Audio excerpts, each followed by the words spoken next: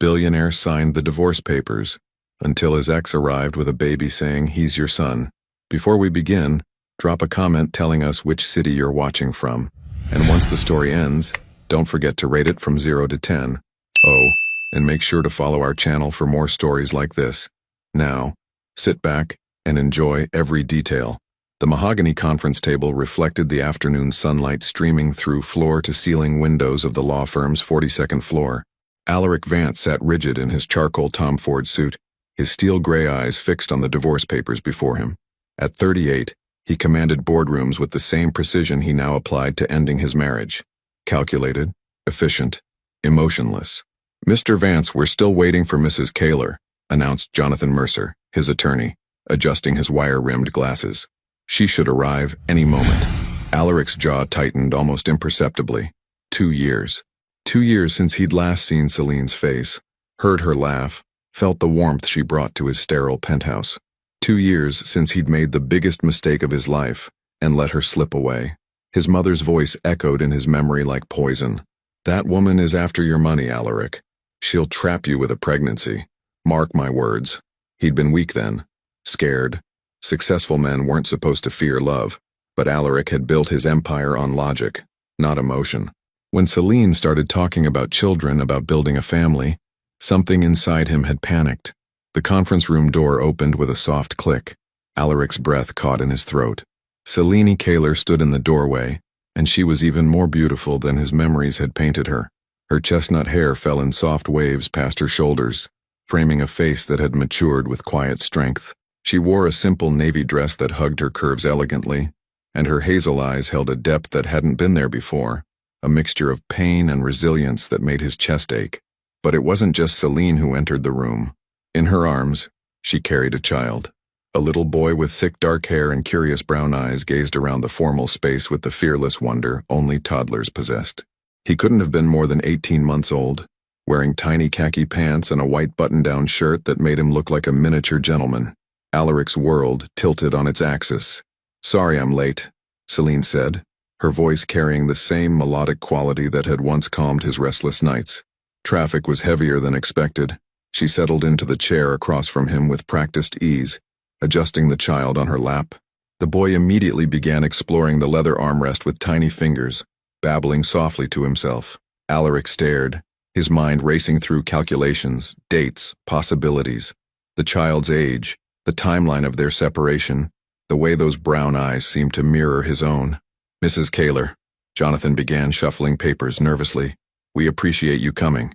As you know, this hearing is to finalize the divorce proceedings that have been delayed." Celine nodded, her attention momentarily distracted as the child reached for her necklace. "I understand. I'm ready to sign whatever needs to be signed." The casualness of her tone cut through Alaric like a blade. Ready to sign. Ready to erase their marriage as if it had meant nothing. Celine. Her name left his lips before he could stop it, rough with emotion he'd kept buried for 2 years. She looked up, meeting his gaze directly for the first time since entering the room. The impact was immediate and devastating. All the love, hurt, and longing he'd suppressed came rushing back. "Alaric," her voice was steady, controlled, but he caught the slight tremor underneath. The child in her arms chose that moment to turn toward the sound, his bright eyes landing on Alaric with innocent curiosity. The resemblance was unmistakable now. The strong jawline, the intense gaze, even the way the boy tilted his head was achingly familiar. "Is he?" Alaric's voice failed him completely. Celine's grip tightened protectively around the child. "His name is Elias. Is he mine?" The question tore from his throat, raw and desperate. The silence that followed was deafening. Jonathan cleared his throat uncomfortably. "The child Elias," continued his exploration of the conference room, oblivious to the earth-shattering moment unfolding around him.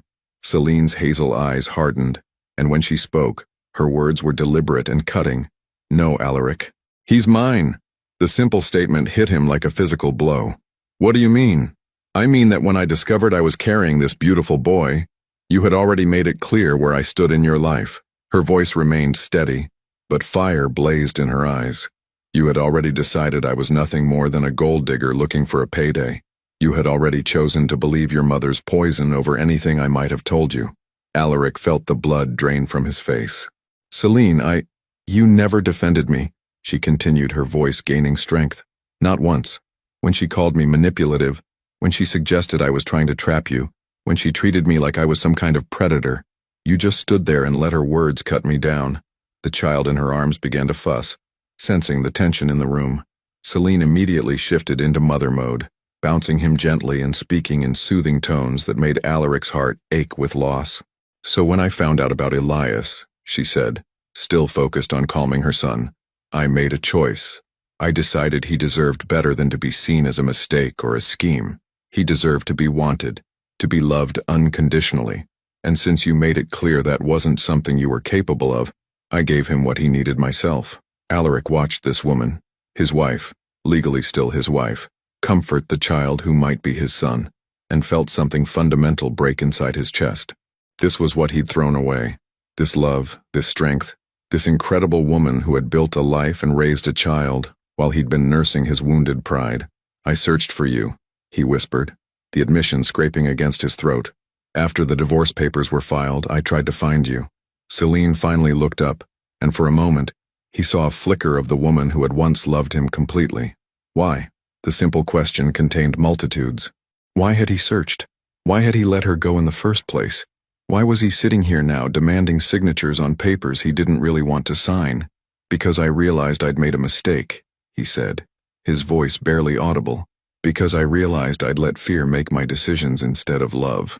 Elias reached out toward Alaric, his small hand opening and closing in the universal gesture of infant curiosity. The movement was so innocent, so trusting, that Alaric felt tears threaten for the first time in years. Celine gently redirected the child's attention to a small toy she pulled from her purse, but not before Alaric caught the way her expression softened when she looked at their son. Because he was their son. Alaric knew it with the certainty of a man who had built his fortune on reading people and situations. The timeline fit, the resemblance was undeniable, and the way Celine held herself, protective but not defensive, told him everything he needed to know. Mr. Vance, Jonathan interjected carefully, perhaps we should discuss the implications of— No. Alaric held up a hand, his eyes never leaving Selena's face. Not yet. He leaned forward, his hands flat on the polished table. Selene, please. Let me try to understand. Let me try to make this right. She was quiet for a long moment, stroking Elias's dark hair with gentle fingers. When she spoke again, her voice was tired but resolute. You can't make the last 2 years disappear, Alaric. You can't erase the nights I spent alone, scared and pregnant, wondering if I was making the right choice. You can't give back the moments you missed, his first smile, his first word, his first steps. Her voice caught slightly on the last words. Those moments are gone. The weight of his failures pressed down on Alaric like a physical force. Every moment of doubt, every time he'd chosen silence over support, every instance where he'd let his mother's fears become his own, it had all led to this. To sitting across from the woman he loved and the child he'd never known existed, feeling like a stranger in his own life. But, Selene continued, and hope flickered in his chest, Elias deserves to know his father, if that's what you want. If you can prove that you're ready to be more than just a name on a birth certificate. The offer hung between them like a bridge across an impossible chasm. Alaric stared at his son, and felt something shift inside him. The calculating businessman who had entered this room was crumbling, replaced by something raw and desperate and real. What would that look like? He asked quietly. Celine's smile was sad but genuine. It would mean starting over. Not as my husband, not as the man who let me down. As Elias's father. You'd have to earn that title just like I had to earn being his mother. Elias chose that moment to reach out again, this time successfully grabbing Alaric's tie with his small fist. The contact was electric. This tiny person, this piece of himself he'd never known existed, was touching him with complete trust and openness.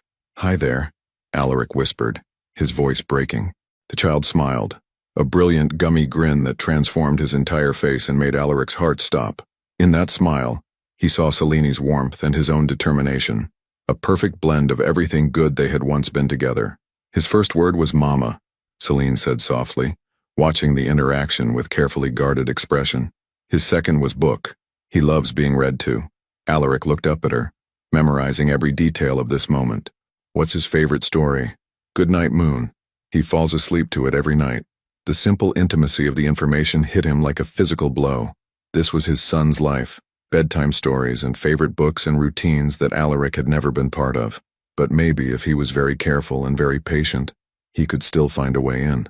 The conference room fell silent except for Elias's soft babbling as he continued to explore Alaric's tie with scientific toddler precision. Outside, the city hummed with life, but inside this room, 3 people sat suspended in a moment that would change everything. Finally, Celine spoke.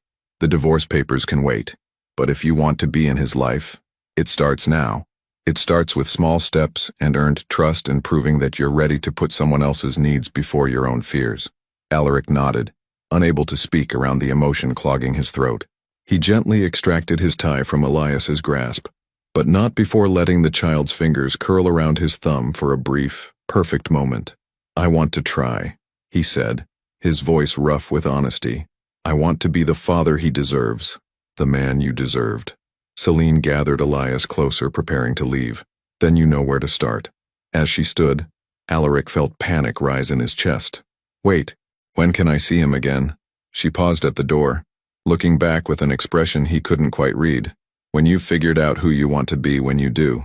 And then they were gone, leaving Alaric alone with unsigned papers and the devastating realization that everything he thought he wanted, the clean break, the final closure, was the exact opposite of what his heart was screaming for. He had a son, a beautiful, innocent son, who didn't know his father's name. But for the first time in 2 years, Alaric Vance had something worth fighting for. What choice would you have made in Alaric's position? Sign the papers and walk away, or fight for a second chance to be the father and partner you should have been from the beginning? 3 days had passed since the conference room revelation, and Alaric hadn't slept more than a few hours each night. He stood in his penthouse office overlooking the Seattle skyline, but his mind was miles away, replaying every moment of seeing Elias for the first time, the way his son's tiny fingers had gripped his tie, the sound of his babbling voice, the undeniable recognition that had passed between them.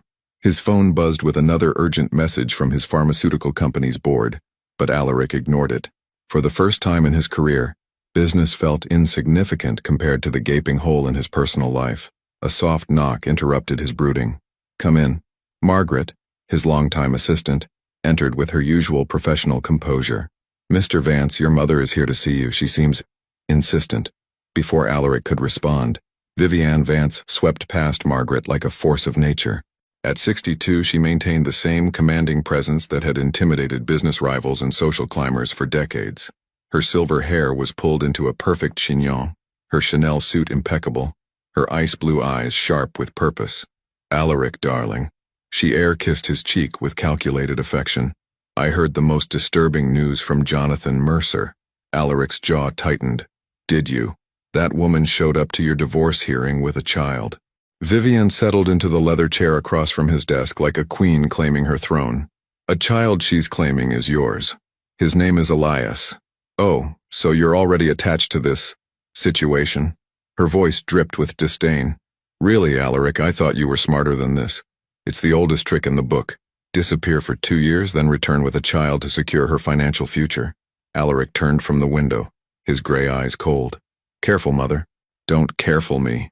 I've seen women like Selene destroy men like you.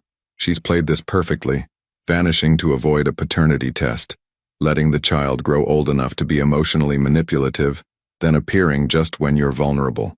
"You think I'm vulnerable?" Vivian's laugh was brittle. "Darling, you've been moping around for 2 years like a lovesick teenager. Of course you're vulnerable, and she knows it." Alaric moved to his desk, his hands flat on the mahogany surface. "What if he is my son? Then you demand a paternity test immediately and establish legal custody arrangements through your attorneys. You don't go chasing after some woman who's already proven she can't be trusted." The words hit Alaric like physical blows, each one designed to plant seeds of doubt. But something had changed in that conference room. Seeing Celine's strength, her obvious love for Elias, the way she'd built a life without him, it had shattered his mother's carefully constructed narrative. "She didn't ask me for anything, Mother. Not money, not support, nothing. Of course not. Not yet. She's too smart for that. She'll let you fall in love with the child first, then gradually increase her demands. A house, a trust fund, private school tuition, college expenses." "Stop." Alaric's voice cut through her monologue like a blade. Vivienne raised an eyebrow. "Excuse me?" I said stop. He straightened to his full height, and for the first time in years, looked at his mother with clear eyes. You've been poisoning my thoughts about Celine since the day I met her, and I was weak enough to listen. I was protecting you. No, you were protecting your idea of what my life should look like. You never gave her a chance because she didn't come from the right family, didn't have the right connections, didn't fit into your narrow definition of suitable. Vivian's composure cracked slightly. She was a middle school teacher, Alaric.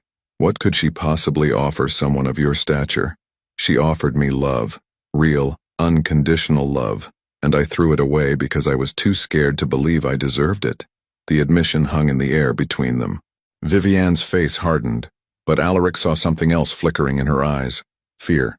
Fear of losing control, of losing her influence over her son's life. If you pursue this fantasy, you'll only end up hurt again, she said, her voice softer but no less manipulative. She left you once. She'll do it again the moment she gets what she wants. Alaric thought of Celine in that conference room, the way she'd held Elias with such fierce protectiveness, the pain in her eyes when she'd spoken about being alone and scared during her pregnancy. His mother's words felt hollow compared to the raw truth he'd witnessed. Maybe, he said quietly, but that's my choice to make. Vivian stood abruptly, her mask of maternal concern slipping entirely. Don't say I didn't warn you. When this all falls apart, and it will, don't come crying to me. She swept out of his office with the same dramatic flair she'd entered with, leaving Alaric alone with his thoughts. But for the first time in 2 years, those thoughts felt clear rather than confused. His phone buzzed again, this time with a text from an unknown number. Elias has a checkup at Seattle Children's Hospital tomorrow at 2 p.m. If you want to be there, meet us in the pediatric lobby at 1:45. Don't bring lawyers, reporters, or your mother. Just yourself. As Alaric stared at the message, his heart hammering against his ribs, Celine was giving him a chance. A small one, carefully controlled, but a chance nonetheless. He thought about his mother's warnings, about the business meetings he'd have to reschedule, about all the reasons why this was complicated and messy and potentially painful.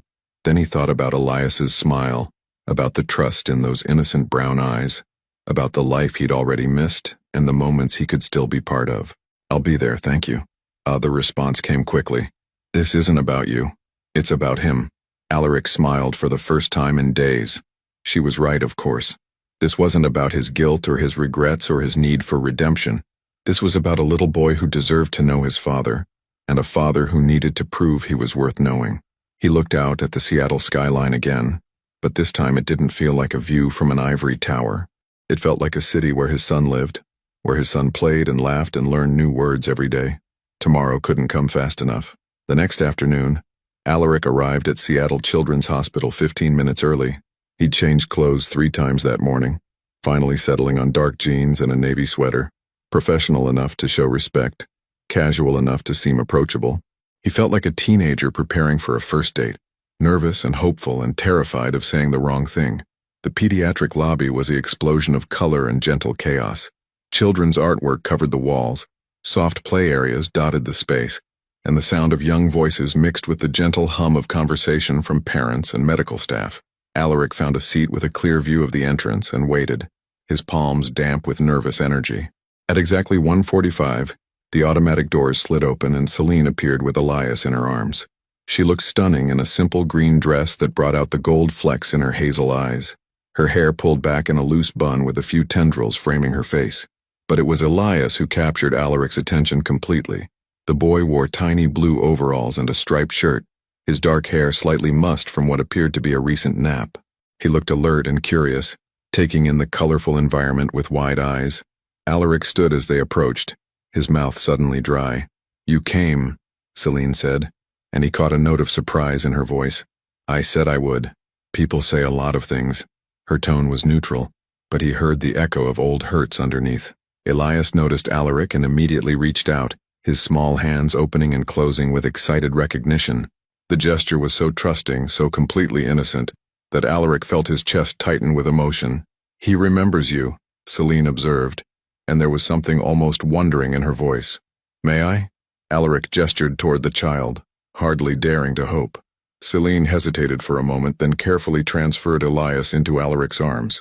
The weight of his son, was perfect and terrifying and absolutely right. Elias settled against his chest with startling ease, one small hand gripping Alaric's sweater. "Hi, buddy," Alaric whispered, his voice rough with emotion. Elias babbled something that might have been words, or might have been pure joy, his face lighting up with that brilliant smile Alaric remembered from the conference room. "He's been talking nonstop about the nice man from the other day," Celine said softly. "I didn't realize he'd made such an impression." Alaric looked up at her, memorizing this moment. The feeling is mutual. For a few precious minutes they stood in the lobby like a normal family waiting for a routine appointment. Elias chattered to himself and explored Alaric's sweater with scientific toddler precision, while Celine watched with a carefully guarded expression. "Elias Kaler?" A cheerful nurse appeared with a clipboard. The name hit Alaric like a physical blow. Kaler, not Vance. His son carried his mother's name, not his father's, and the reminder of his absence from Elias's life was devastating. Celine noticed his reaction. "I wasn't married when he was born," she explained quietly as they walked toward the examination rooms. "Not legally, anyway." It was true.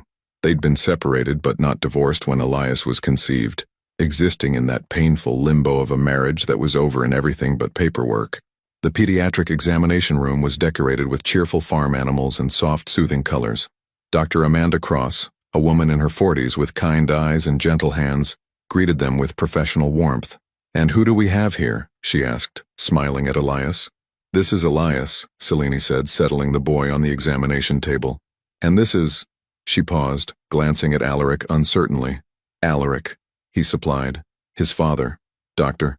Cross's eyebrows rose slightly, but she maintained her professional composure. "Wonderful. It's always nice when both parents can be here for checkups." What followed was a routine examination that felt anything but routine to Alaric. He watched as Dr. Cross checked Elias's height, weight, reflexes, and development. Each measurement and observation, a revelation about his son's life and growth. "He's developing beautifully," Dr. Cross announced. "His motor skills are excellent. His language development is right on track and his social engagement is wonderful. You're doing an amazing job, Mom." Celine flushed with pride and perhaps a touch of vindication. She had done this alone, Alaric realized. Every sleepless night, every milestone, every worry and triumph. "Any questions or concerns?" Dr. Cross asked. Alaric found his voice. Is he happy? Healthy? Getting everything he needs?" The doctor smiled. "Oh yes, absolutely. This is clearly a very loved little boy. His confidence and curiosity are excellent indicators of secure attachment and emotional well-being." As they gathered their things to leave, Alaric felt both elated and heartbroken. Elated to see his son thriving, heartbroken to realize how much he'd missed and how well Celine had managed without him. In the elevator down to the lobby, Elias fell asleep in Alaric's arms, his small body relaxed and trusting. The simple act of holding his sleeping son was the most profound experience of Alaric's life. "He likes you," Celine said quietly, watching her son's peaceful face. "I like him too, more than I thought possible." They stood in comfortable silence as the elevator descended, and Alaric allowed himself to imagine a world where this was normal, where he was part of Elias's routine doctor visits, where he knew his son's sleep schedule and favorite foods and the specific sound of his laughter. The elevator doors opened, breaking the spell. "Celine," Alaric said as they walked toward the exit, still carrying the sleeping boy. "Thank you for letting me be here today. I know I don't deserve it." She stopped walking and turned to face him, her expression softer than he'd seen since that first day in the conference room. "You're right," she said simply. "You don't deserve it, but he does. Elias deserves a father who shows up, who cares enough to learn his routine, who puts his needs first." She paused, studying Alaric's face. "The question is whether you're ready to be that man." Alaric looked down at his sleeping son, at the perfect trust in that small face, and felt something fundamental shift inside his chest. "I want to be," he said, his voice barely above a whisper. "I want to learn how to be the father he deserves." Celine was quiet for a long moment, then gently took Elias from his arms. "Then you'll need to prove it. Not with grand gestures or expensive gifts, but with consistency. With showing up, even when it's inconvenient. With patience, even when progress feels slow." She settled Elias into his car seat with practiced efficiency, and Alaric watched every movement, trying to memorize the routine. "How do I start?" he asked. Celine looked at him for a long moment, and he saw the war playing out in her hazel eyes. Hope battling caution, love fighting fear. Saturday mornings, she said finally. We go to Pike Place Market. Elias loves watching the fish throwing and listening to the street musicians. If you want to be part of his world, start there. 10 a.m. by the flower vendors. She climbed into her car, leaving Alaric standing in the hospital parking lot with his heart hammering and his mind racing. Saturday morning. A chance to be part of his son's routine, to learn what made him laugh, to build something real and lasting. As Celine's car disappeared into Seattle traffic, Alaric pulled out his phone and canceled every meeting on his Saturday calendar. For the first time in his adult life, business would have to wait. He had a much more important appointment to keep. Saturday morning arrived with the kind of drizzle that made Seattle famous. But Alaric had been awake since 5 a.m., pacing his penthouse and rehearsing conversations in his head. He'd changed clothes twice before settling on dark jeans, a gray Henley, and a navy jacket. Casual enough for a market visit, nice enough to show he cared about making a good impression. By 9:30, he was already at Pike Place Market, standing among the flower vendors like an anxious suitor. The market buzzed with its usual weekend energy. Tourists snapping photos, locals hunting for fresh produce, the rhythmic calls of fishmongers echoing through the covered spaces. But Alaric's attention was laser-focused on every approaching figure, waiting for the moment when Celine and Elias would appear. At exactly 10 a.m., he spotted them coming up the cobblestone steps from the parking area below. Celine pushed a lightweight stroller, her hair loose around her shoulders, wearing jeans and a cream sweater that made her look effortlessly beautiful. Elias sat upright in his stroller, his eyes wide with excitement as he took in the colorful chaos around him. "You're punctual," Celine observed as they approached, and Alaric caught the note of approval in her voice. "I've been here since 9:30, he admitted, then immediately worried he sounded too eager. But Celine smiled, a real smile that transformed her entire face. "Nervous? Terrified," he said honestly. Elias spotted Alaric and immediately began bouncing in his stroller, his small hands reaching out with obvious delight. The pure joy on his son's face was like sunlight breaking through clouds. "Da!" Elias exclaimed, the sound crystal clear. Both adults froze. "Did he just—" Alaric's voice caught. Celine's eyes had gone wide with shock. He doesn't usually—" She knelt beside the stroller, her face pale. "Elias, sweetie, can you say that again?" "Da da da!" Elias repeated with increasing enthusiasm, his chubby hands opening and closing toward Alaric. The word hit Alaric like a physical force. His son was calling him Da, with the innocent trust that only children possessed. He felt tears threaten and had to clear his throat several times before he could speak. "Hey there, buddy," he managed, his voice rough with emotion. Celine stood slowly, her expression unreadable. He's never done that before. Never called anyone Da or Dada or anything like it. They stared at each other over Elias's head, both processing the magnitude of the moment. This wasn't just a casual word. This was recognition, connection, something primal and undeniable passing between father and son. Can I hold him?" Alaric asked quietly. Celine nodded, unbuckling Elias from his stroller with hands that trembled slightly. The moment Alaric lifted his son into his arms, Elias settled against his chest with perfect contentment, still babbling his newfound word with obvious pride. "Da-da-da-da," he chanted like a happy song. Around them, the market continued its bustling rhythm, but for Alaric, the world had narrowed to this perfect weight in his arms and the sound of his son claiming him with that simple, powerful word. "He knows," Celine said softly, watching them with an expression Alaric couldn't quite decipher. "Somehow, he just knows." They began walking through the market, Alaric carrying Elias while Celine pushed the empty stroller. The familiarity of the routine wasn't lost on him. This was her world, her Saturday tradition with their son, and she was allowing him to be part of it. "What does he usually like to see?" Alaric asked, wanting to understand every detail of Elias's preferences. "The fish throwing, definitely. The musicians. He loves the flower displays, all the colors. And there's a small toy vendor who always gives him a wooden block to play with." As they approached the famous fish market, the energy was infectious. Tourists gathered around as the fishmongers called out their wares and performed their legendary fish-throwing routine. Elias's eyes went wide with wonder as a large salmon sailed through the air, caught expertly by a vendor behind the counter. "Fish!" Elias exclaimed, pointing with excitement. "That's right, buddy. Fish," Alaric repeated, marveling at his son's growing vocabulary.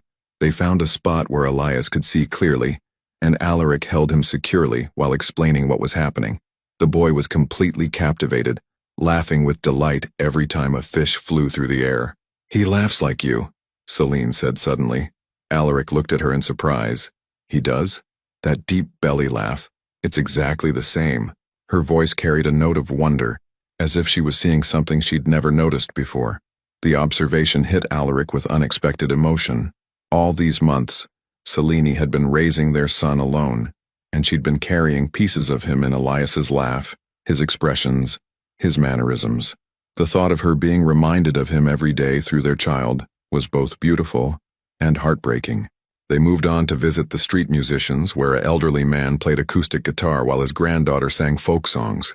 Elias was mesmerized by the music, swaying in Alaric's arms and attempting to clap along. "Music," Celine explained. "He loves music. I play piano for him sometimes and he always tries to help." "You still play?" Alaric remembered her beautiful playing from their marriage, the way music had filled their home with warmth. "When he naps, it calms me." She paused, then added quietly, "It reminds me of better times." The admission hung between them, heavy with memory and regret. Alaric wanted to tell her how much he missed her playing, how empty his penthouse felt without the sound of her music filling the spaces. But this wasn't about him. This was about Elias, about building something new rather than dwelling on what had been lost. At the toy vendor's stall, an elderly woman with kind eyes greeted them warmly. "There's my favorite little customer," she exclaimed, reaching for a small wooden block painted in bright colors. "And who might this be?" she asked, noticing Alaric. "This is Elias's father," Celine said simply. The woman's face lit up. "Oh, wonderful. He's got his daddy's eyes, doesn't he? Strong chin, too. You make beautiful babies together." Both Alaric and Celine flushed at the innocent observation, but Elias was too busy examining his new toy to notice the awkwardness between his parents. They found a quiet spot near the market's edge where Elias could play on a small patch of grass while they watched. Alaric sat cross-legged beside his son, marveling at the boy's intense concentration as he stacked blocks and knocked them down, only to start the process again. "He's brilliant," Alaric said, watching Elias work through the physics of balance and gravity. "He is," Celine agreed, sitting down beside them. "He figures things out so quickly. Yesterday he learned how to open the child-proof cabinet latches." "Already?" Alaric laughed. "We're in trouble." The word "we" slipped out before he could stop it, and both adults noticed the implication. Celine's expression grew cautious, but she didn't correct him. "Alaric," she said carefully, "I need you to understand something.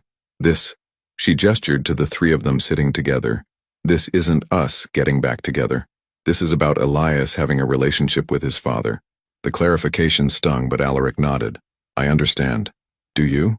Because I can see the way you're looking at us, at this situation. Like maybe if you're patient enough, persistent enough, everything will go back to the way it was." Her voice was gentle but firm. "But it can't. Too much has happened. Too much trust has been broken."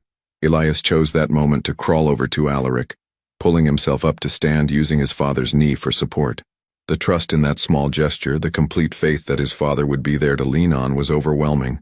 "I know it can't go back," Alaric said quietly, steadying his son with gentle hands. "I know I destroyed what we had, but maybe we could build something new, something better." Celine was quiet for a long moment, watching Elias explore his father's jacket pockets with scientific curiosity. "You hurt me, Alaric, deeply.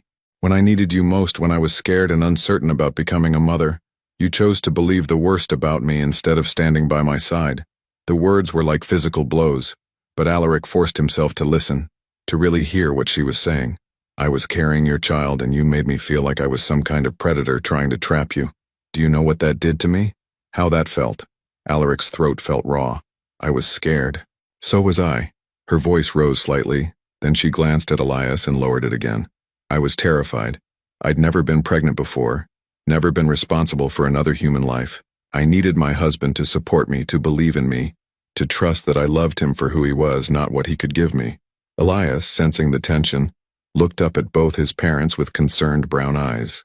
Without hesitation, he reached out to touch Celine's face with one small hand, then turned to pat Alaric's cheek with the other, as if trying to bridge the distance between them. The gesture was so pure, so instinctively loving, that both adults felt their anger deflate. He's going to be an incredible person, Alaric said softly. He already is, Selene replied, her voice thick with emotion. They sat in silence for a while, watching Elias play, each lost in their own thoughts. The market bustled around them, but their small corner felt separate from the world, intimate and fragile. I want to be better, Alaric said finally. Not just for you, but for him, for me. I want to be the kind of man who deserves a son like Elias. Selene studied his face, searching for something. What does that look like to you? I don't know yet, he admitted, but I want to learn. I want to understand what he needs, how to be present for the big moments and the small ones. I want to earn the right to be called Da by someone so perfect. As if summoned by his father's words, Elias crawled back over and pulled himself up again, this time managing to take 2 wobbly steps before tumbling safely into Alaric's arms. Did you see that? Alaric exclaimed, his face lighting up with pride and wonder. His first independent steps, Selene breathed, her eyes shining with tears. Oh my God, his first real steps. They both looked at Elias, who seemed to understand he'd accomplished something significant and was beaming with pride. In that moment, they weren't a broken couple with a complicated past. They were just 2 parents sharing their child's milestone, united in love for this incredible little person they'd created together. But as the moment faded, reality settled back around them. This was still fragile, still uncertain. Trust would have to be rebuilt step by step, just like Elias was learning to walk. Next Saturday, Alaric asked as they prepared to leave. Selene nodded slowly. Same time, but Alaric, no expensive gifts, no grand gestures. He doesn't need a trust fund or a college scholarship or whatever your mother thinks will solve this. He just needs consistency.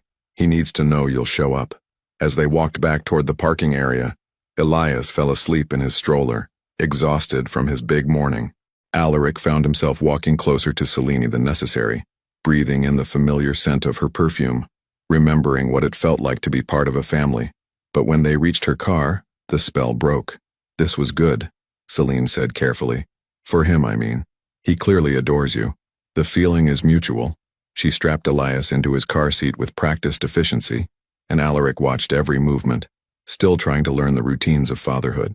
Selene, he said as she prepared to leave, thank you for giving me this chance. I know I don't deserve it. She looked at him for a long moment, and he saw something shift in her expression.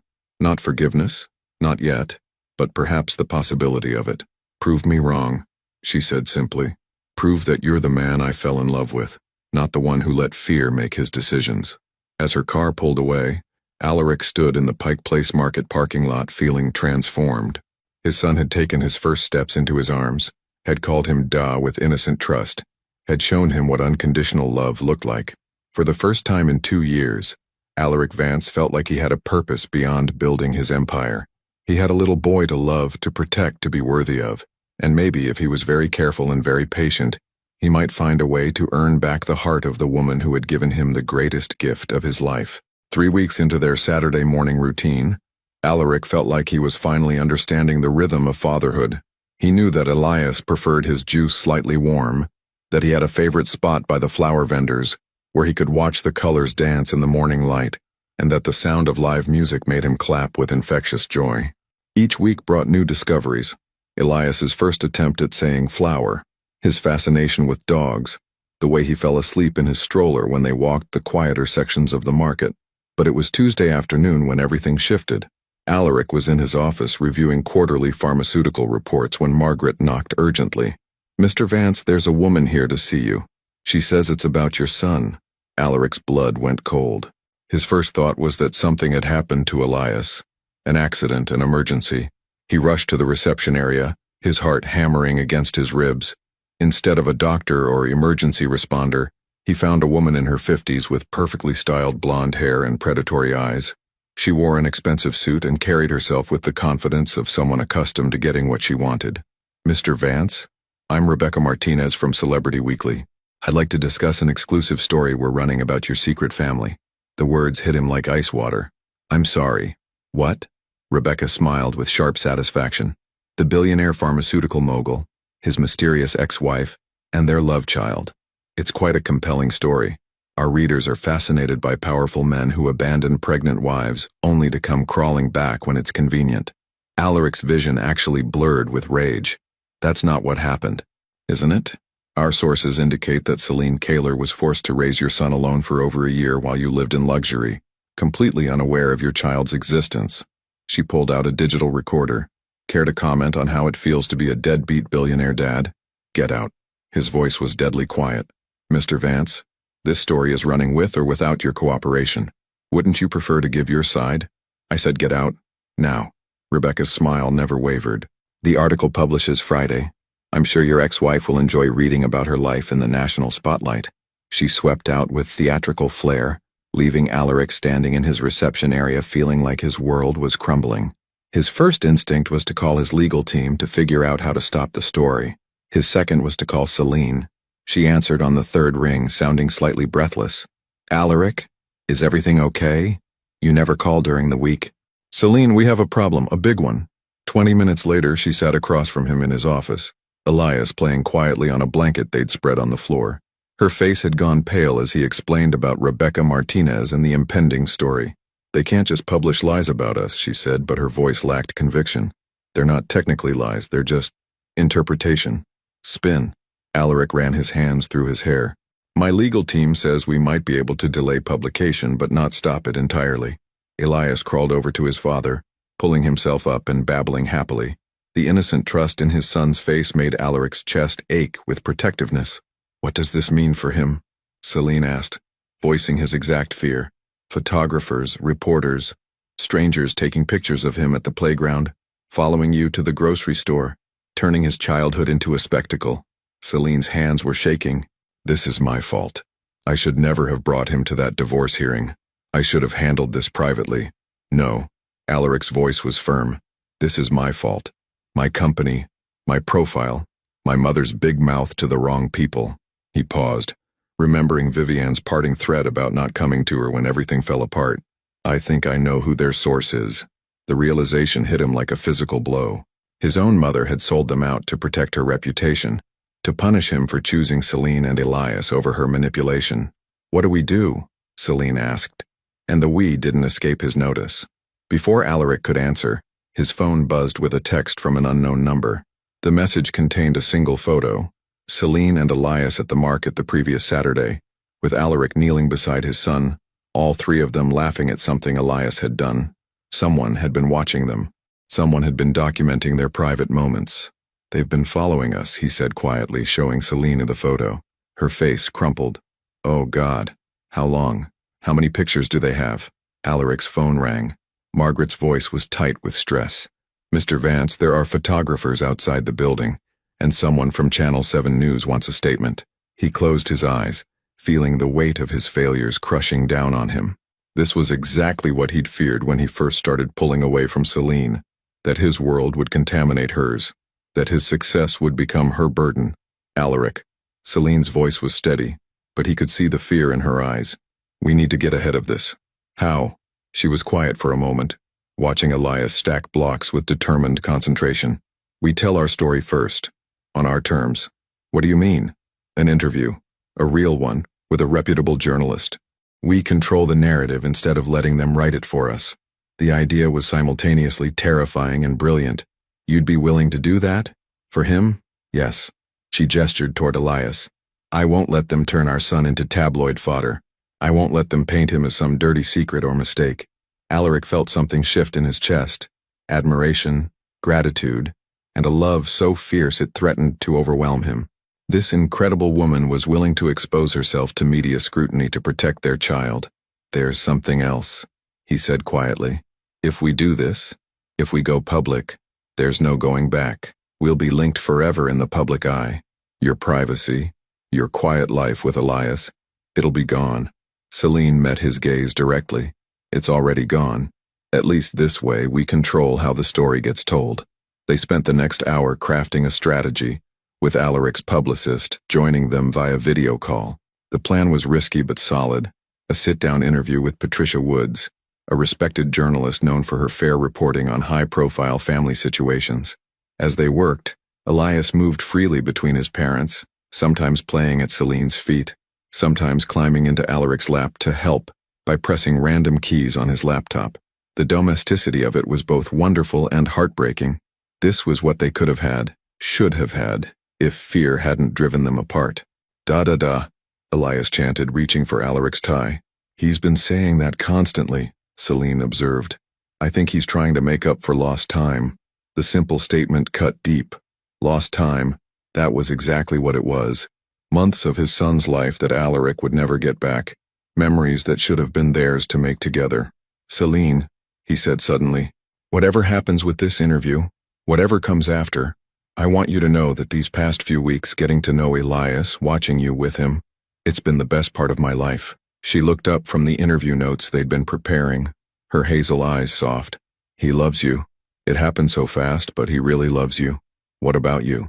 The question slipped out before he could stop it. Celine was quiet for a long moment, watching Elias attempt to feed his stuffed elephant a pretend bottle. I'm trying to figure that out, she said finally. I see glimpses of the man I married, patient with Elias, gentle, protective, but I also remember the man who let his mother's fears become his reality. I fired her. Selena's head snapped up. What? From the company board, from her consulting position. I cut all financial ties. His voice was steady, resolved. She sold us out to that reporter, used our private pain to protect her social standing. I won't tolerate that. Alaric, Celine's voice carried a note of concern. She's your mother, and he's my son. Alaric looked at Elias, who was now trying to share his snack with his elephant. I choose him. I choose this family, whatever form it takes. The weight of that declaration settled between them. For the first time since their separation, Alaric had drawn a clear line between his old life and his new priorities. It wasn't just about wanting Celine back. It was about becoming the kind of man who deserved to be in their lives. Celine's phone buzzed with a text. Her face went ashen as she read it. What? Alaric asked. It's from my neighbor. There are photographers outside my apartment building. She's keeping Elias's babysitter inside until they leave. The reality of their situation crashed down around them. This wasn't just about tabloid stories anymore. This was about their son's safety, about Celine's ability to live her life without constant scrutiny. You can't go home, Alaric said immediately. Where am I supposed to go? This is my life, Alaric. I can't just disappear. Yes, you can. Temporarily. He was already pulling up contacts on his phone. I have a house in the San Juan Islands, completely private, fully staffed. You and Elias could stay there until this blows over. Celine stared at him. You're asking me to hide. I'm asking you to let me protect you. Both of you. And what about you? What about the interview? I'll handle the media. I'll do the interview alone, explain the situation, take the heat. His voice was firm, decided. You shouldn't have to pay for my mistakes. Our mistakes. She corrected quietly. This situation exists because of choices we both made. Elias chose that moment to crawl over to Celine, pulling himself up and reaching for her face with sticky fingers. She lifted him into her lap automatically, and he settled against her with the complete trust that only children possessed. What do you think, little man? She murmured into his hair. Should we trust Daddy to take care of things? Da! Elias exclaimed with enthusiasm, clapping his hands. Despite everything, both parents smiled. The island house, Celine said slowly. How long would we stay? As long as it takes, a few days, a few weeks. Until the story dies down and you can come home safely. And you'd visit?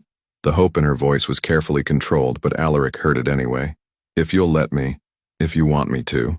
Celine looked out the window at the Seattle skyline, then at her son, then finally at Alaric. Okay, but I want to be part of the interview. If we're telling our story, it should be both of us telling it. Celine, you don't have to. Yes, I do. Her voice was strong, determined. I won't let you shoulder this alone. Not anymore. The decision settled around them like a pact. They would face this together, as a united front for the sake of their son and whatever future they might be able to build. As they began making calls to arrange the island retreat and schedule the interview, Alaric felt something he hadn't experienced in 2 years. Hope. Not just for himself, but for all of them. Outside his office windows, photographers waited like vultures. But inside, 3 people who belonged together were finally learning how to fight for each other instead of against themselves. Whatever came next, they would face it as a family. The helicopter ride to San Juan Island felt like escaping into another world. Below them, the Pacific Northwest stretched in endless green and blue, while above, the late afternoon sky painted everything in golden light. Elias pressed his face to the window with wonder. his small hands leaving prints on the glass as he watched the landscape change beneath them. "Wow," he breathed, one of his newest words, and both parents smiled despite the circumstances that had brought them here. Alaric's island house sat on a private peninsula, surrounded by old-growth forest and accessible only by helicopter or boat. As they landed on the manicured lawn, Celine felt her breath catch. The house was stunning, a modern masterpiece of glass and cedar that seemed to grow from the landscape itself, with floor-to-ceiling windows offering panoramic views of the Sound. "It's beautiful," she said, as they walked toward the entrance, Elias heavy in her arms after falling asleep during the flight. "I bought it 2 years ago," Alaric admitted quietly, "right after you left. I told myself it was an investment, but really, I think I needed somewhere to feel less empty." The admission hung between them as they entered the house. The interior was exactly what Celine would have expected: sophisticated, comfortable, with warm wood tones and carefully chosen artwork. But there were also unexpected touches that spoke to loneliness. A single-place setting at the dining table, one coffee mug by the kitchen sink, a book abandoned mid-read on the living room sofa. "The master suite is upstairs," Alaric said, his voice careful. "It has everything you'll need. There's a nursery next door that I had the staff prepare for Elias." Celine followed him upstairs, her heart catching when she saw the nursery. Someone had clearly rushed to make it perfect. A crib with soft blue bedding, toys arranged on low shelves, a rocking chair positioned by the window overlooking the water. But it was the mobile hanging over the crib that made her eyes fill with tears. Wooden farm animals painted in soft colors, exactly like the one she'd bought for Elias when he was born. "How did you know?" she whispered. Alaric's voice was rough. "I've been paying attention. These past few weeks I've tried to learn everything about him. What he likes, what makes him laugh, what comforts him." He paused. "I saw the mobile in his room when I dropped you off last Saturday. The gesture was so thoughtful, so specifically tailored to their son's needs, that Celine felt something crack open in her chest. This wasn't the distant, calculating man she'd divorced. This was someone trying desperately to make up for lost time. They settled Elias in the crib for his nap, and he went down easily, exhausted from the excitement of the helicopter ride. For a moment they stood side by side watching him sleep, and the domesticity of it was overwhelming. "He looks so peaceful," Celine murmured. "He looks like you when you sleep." Same expression. She glanced at Alaric, surprised by the intimacy of the observation. "You remember how I sleep? I remember everything about you," he said simply. The words created a charge in the air between them, memory and possibility crackling like electricity. Celine felt her pulse quicken, but forced herself to step back. This wasn't about them. This was about protecting Elias and getting through the media storm. Downstairs, they found that the house staff had prepared dinner and discreetly disappeared, leaving them alone with the evening. They ate on the deck overlooking the water, talking carefully about logistics, the interview scheduled for tomorrow, the security measures in place, the plan for returning to Seattle when things calmed down. But underneath the practical conversation, tension simmered. They were alone together for the first time in 2 years, in a house that felt like a sanctuary, with their son sleeping peacefully upstairs. The weight of everything unsaid pressed down on them. "Alaric," Celine said as they cleared the dinner dishes, "can I ask you something? Anything. When you bought this place, were you thinking about us? About what might have been?" He was quiet for so long that she thought he wouldn't answer. Finally, he leaned against the kitchen counter and met her eyes. "Every day for 2 years I thought about you, about us, about the baby I convinced myself you were using to trap me." His voice was raw with regret. "I would come here on weekends and imagine you in the kitchen, reading by the fireplace, walking on the beach. I tortured myself with possibilities. Why didn't you try to find me sooner? Pride, fear, the certainty that you were better off without me." He ran his hands through his hair. "And because I didn't know about Elias. If I had known, what would you have done? I would have moved heaven and earth to find you. I would have begged you to come home. I would have spent every day proving that I was worthy of being his father." The intensity in his voice made Celine's breath catch. This wasn't the careful politeness they'd maintained during their Saturday visits. This was raw honesty, the kind that had first made her fall in love with him. "I was so angry," she whispered, "when I found out I was pregnant and you weren't there to share it with me. When I had to go through labor alone, When he took his first breath and there was no one to call, no one to celebrate with, Celine. But I was also relieved. The admission surprised them both, because I knew I could love him without reservation. I didn't have to worry about your mother's opinion or your fears or whether you'd see him as a burden instead of a blessing. Alaric felt the words like physical blows, but he forced himself to listen, to really hear what she was saying. I gave him everything I had, she continued. All the love I couldn't give you because you wouldn't accept it. All the dreams I couldn't share because you were too scared to believe in them. They stood in the kitchen, the evening light fading outside, and faced the truth of what they'd lost.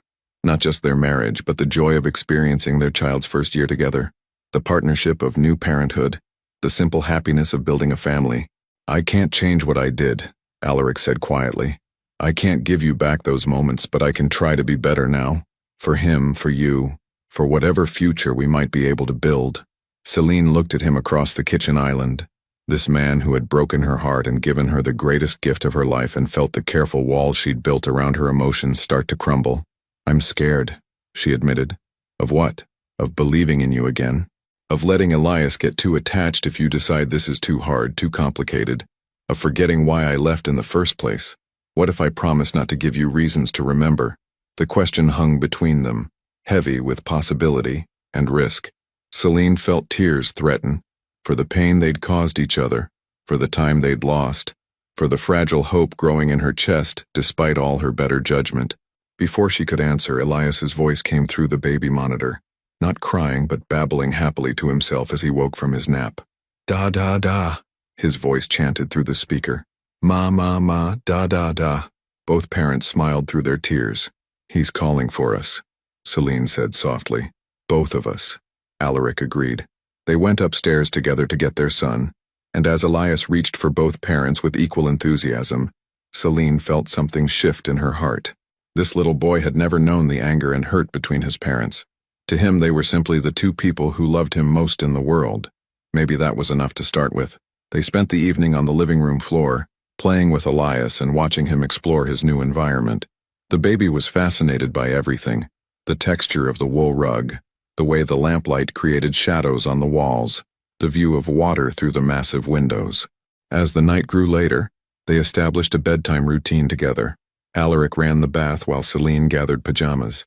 She read the story while he held Elias, and together they sang the lullaby that put their son to sleep. Standing in the nursery doorway, watching Elias sleep peacefully in his crib, Celine felt a sense of rightness she hadn't experienced in 2 years. This was what family was supposed to feel like. Safe, warm, complete. Thank you, she said quietly as they walked back downstairs. For what? For this place. For making it safe for him. For trying so hard to be what he needs. He makes it easy, Alaric said. Loving him is the most natural thing I've ever done. And me? The question slipped out before she could stop it. Was loving me natural? Or was it work? Alaric stopped walking and turned to face her fully. Loving you was like breathing. Losing you was like suffocating. These past 2 years, I've just been trying to remember how to live without air. The raw honesty in his voice made Celine's knees weak.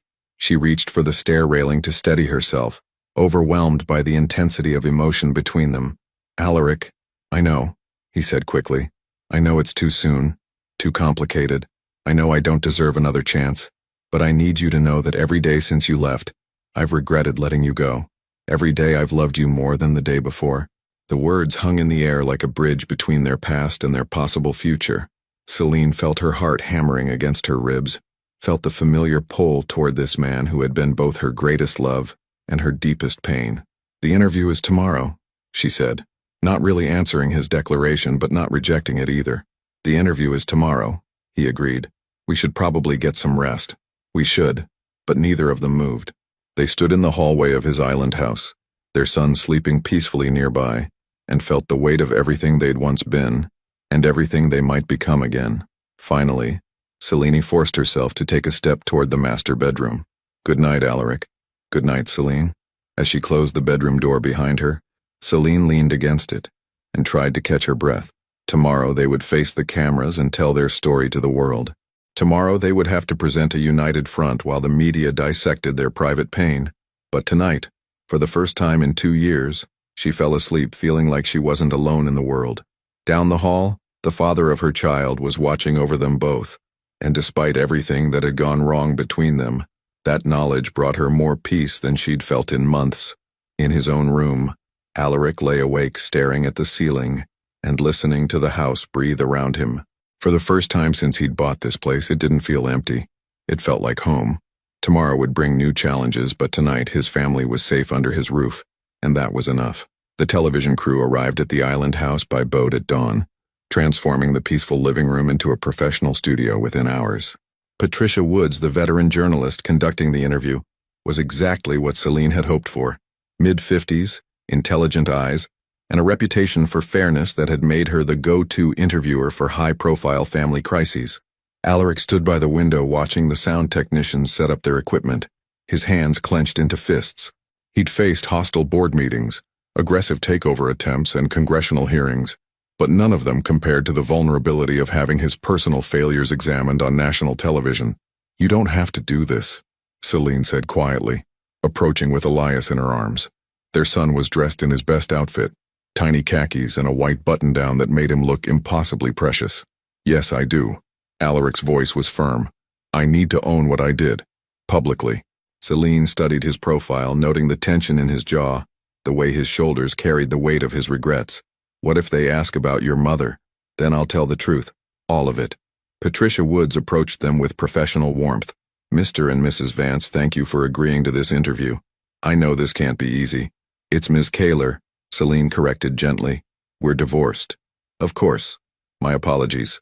Patricia's expression didn't change, but Celine caught the slight interest in her eyes. The story was already more complex than the public knew. "And this must be Elias." The toddler buried his face in Celine's shoulder, suddenly shy around strangers. But when Patricia knelt to his level and spoke in a gentle voice, he peeked out with curious brown eyes. "He's beautiful," Patricia said sincerely. "He has both your features." The observation hit both parents unexpectedly. It was true. Elias was a perfect blend of their genetics, carrying Alaric's strong jaw and intense gaze, but Celine's warm smile and expressive eyes. "Where would you like him during the interview?" Patricia asked. "With us," Alaric said immediately. "He's not a prop or a secret. He's our son and he belongs here." 20 minutes later, they were seated on the sofa facing Patricia's chair, with Elias playing quietly on a blanket nearby. The cameras rolled, and Celine felt her pulse quicken as they went live to millions of viewers. "I'm here with Alaric Vance, CEO of Vance Pharmaceuticals, and Celine Kaler, his former wife," Patricia began. "They're speaking out today about reports of a secret child and a bitter custody battle, but as we'll learn, the real story is quite different." She turned to them with practiced ease. "Let's start at the beginning. When did you two meet?" Celine felt some of her tension ease as they recounted their love story, how they'd met at a charity fundraiser, their whirlwind courtship, their wedding in a small ceremony overlooking Puget Sound. It was easy to talk about the good times when love had felt simple and their future had stretched ahead bright with possibility. "So what went wrong?" Patricia asked, and the mood in the room shifted. Alaric took a deep breath. "I went wrong. When Celine started talking about having children, about building a family, I panicked." "Can you elaborate on that?" "I'd built my entire identity around being rational, controlled, successful in business. The idea of loving someone that much, of being responsible for a child's entire life, it terrified me in ways I couldn't admit even to myself." Patricia nodded. "And how did that fear manifest in your relationship?" This was the moment Celine had been dreading, but Alaric's voice was steady as he continued. "My mother had convinced me that Celine was after my money, that she would use a pregnancy to secure her financial future. Instead of trusting my wife, the woman I claimed to love, I began to doubt her motives. That must have been painful, Ms. Kaler." Celine's voice was quiet but clear. It was devastating. "I'd never asked Alaric for anything material. I had my own career, my own goals. All I wanted was his love and his trust. When I realized he saw me as a potential threat rather than his partner, it broke something fundamental between us." Elias chose that moment to crawl over to his parents, pulling himself up on the sofa and babbling happily. Without thinking, both Alaric and Celine reached for him, their hands touching as they steadied their son. "And then you discovered you were pregnant," Patricia observed. "Yes," Celine said, unconsciously stroking Elias's hair. But by then, Alaric had already asked for a divorce. The emotional distance between us had become unbridgeable. Did you tell him about the pregnancy? This was the question Celine had been dreading. No, I didn't. Why not? Because I couldn't bear the thought of him seeing our child as a manipulation, a trap. I didn't want Elias to be born into that kind of suspicion and resentment. Patricia turned to Alaric. How did it feel to learn you had a son 18 months after his birth? Alaric's voice cracked slightly. Like my world had ended and begun again in the same moment. The most beautiful, perfect child I'd ever seen, and I'd missed everything. His birth, his first smile, his first word, his first steps. All because I was too much of a coward to trust in love. What's your relationship like now? We're learning, Celine answered. Alaric is learning to be Elias's father, and I'm learning to trust again. It's not easy, but our son deserves parents who can put his needs first. There have been reports that Mr. Vance was an absent father, that he abandoned his pregnant wife. What's your response to that characterization? It's not accurate, Celine said firmly. Alaric didn't know about Elias. The responsibility for that lies with me. I made the choice to raise our son alone rather than fight for a relationship that felt broken beyond repair. And now? Alaric looked at Elias, who had fallen asleep against his chest during the interview. Now I'm trying to earn the privilege of being his father, not because of biology or legal rights, but because I want to be the kind of man he can be proud of. What about your relationship with each other? Is reconciliation possible? The question hung in the air, heavy with implication. Celine felt her heart hammering as she looked at Alaric, seeing the hope and fear warring in his gray eyes. We're focused on co-parenting right now, she said carefully, on building a foundation of trust that serves Elias's best interests. But you still love each other. It wasn't a question. Patricia's experienced eye had caught the subtle intimacies between them, the way they moved in sync, the unconscious touches, the way they looked at each other when they thought no one was watching. Love was never our problem, Alaric said quietly. Fear was. Fear of vulnerability, of loss, of not being enough. I'm working on conquering those fears, on becoming the kind of partner Celine deserves. And you, Miss Kaler, do you still love your ex-husband? Celine felt the weight of millions of viewers waiting for her answer, but more than that, she felt the weight of Alaric's hope, of her own heart's desperate longing for the fairy tale ending she'd stopped believing in. I never stopped loving him, she whispered. But love alone isn't enough. There has to be trust, communication, shared values. There has to be a willingness to fight for each other instead of against each other. One final question, Patricia said as the interview neared its end. What message do you want to send to families dealing with similar struggles? Alaric looked down at his sleeping son, then at Celine, then directly into the camera. That it's never too late to choose love over fear. That children deserve parents who are brave enough to be vulnerable, to admit their mistakes, to fight for what matters most. And that sometimes, Selena added, the greatest act of love is stepping back to protect the people you care about, even when it means sacrificing your own happiness. But also that sometimes, if you're very lucky, love finds a way back. As the cameras stopped rolling, the three of them sat in silence on the sofa. Elias slept peacefully in his father's arms, completely oblivious to the fact that his parents had just shared their most private pain with the entire country.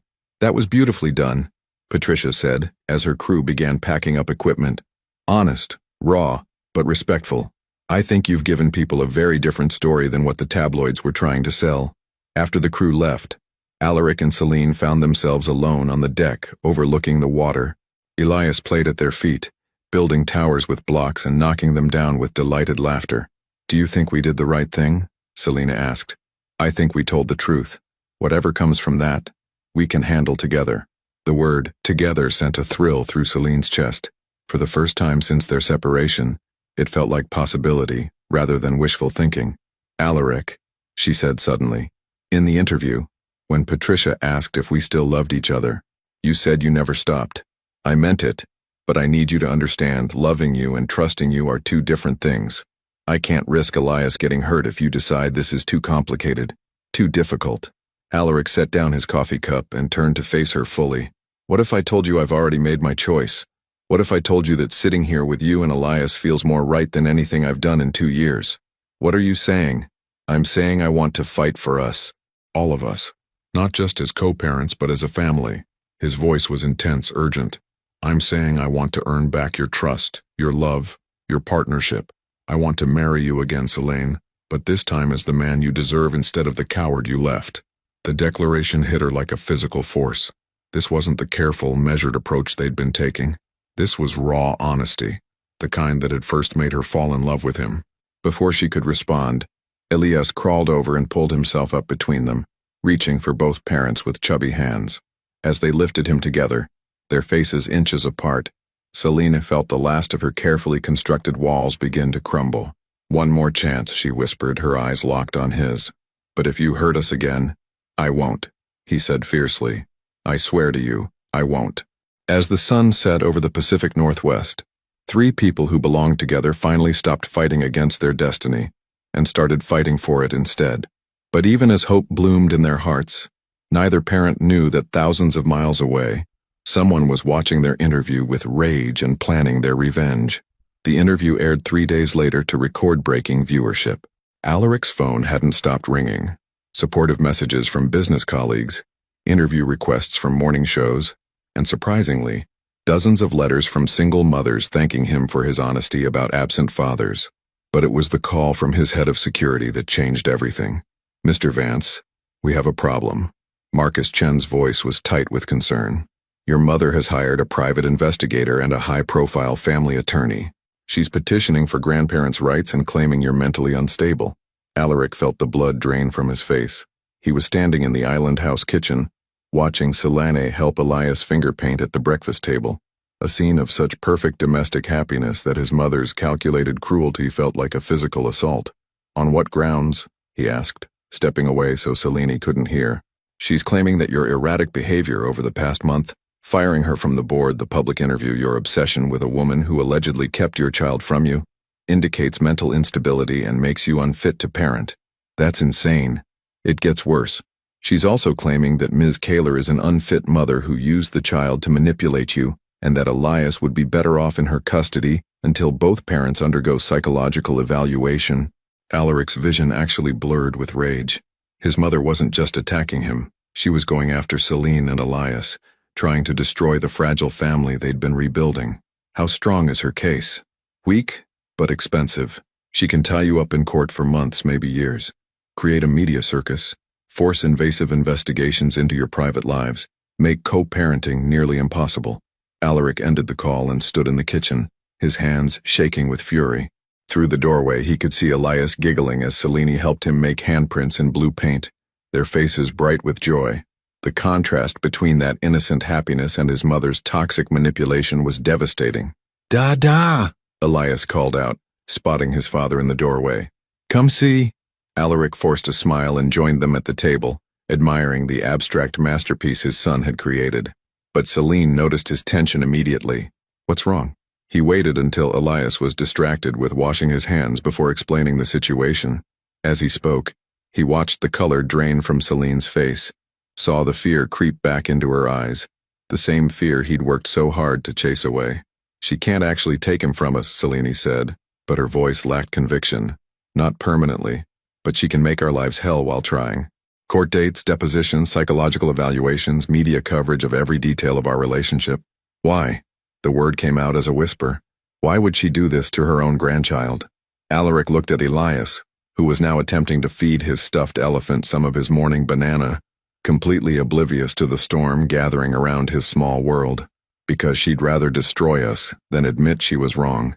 Because she can't stand that I chose you and Elias over her control." Celine was quiet for a long moment, processing the implications. "What do? We fight back, together." Alaric's voice was steel. "But I need you to know what that means. More publicity, more scrutiny, more people questioning every choice we've made. And if we don't fight, she wins. She gets what she's always wanted. Control over my life and now Elias's life. She'll spend years poisoning him against us, turning him into another generation of her emotional manipulation." The choice was clear, but the cost was enormous.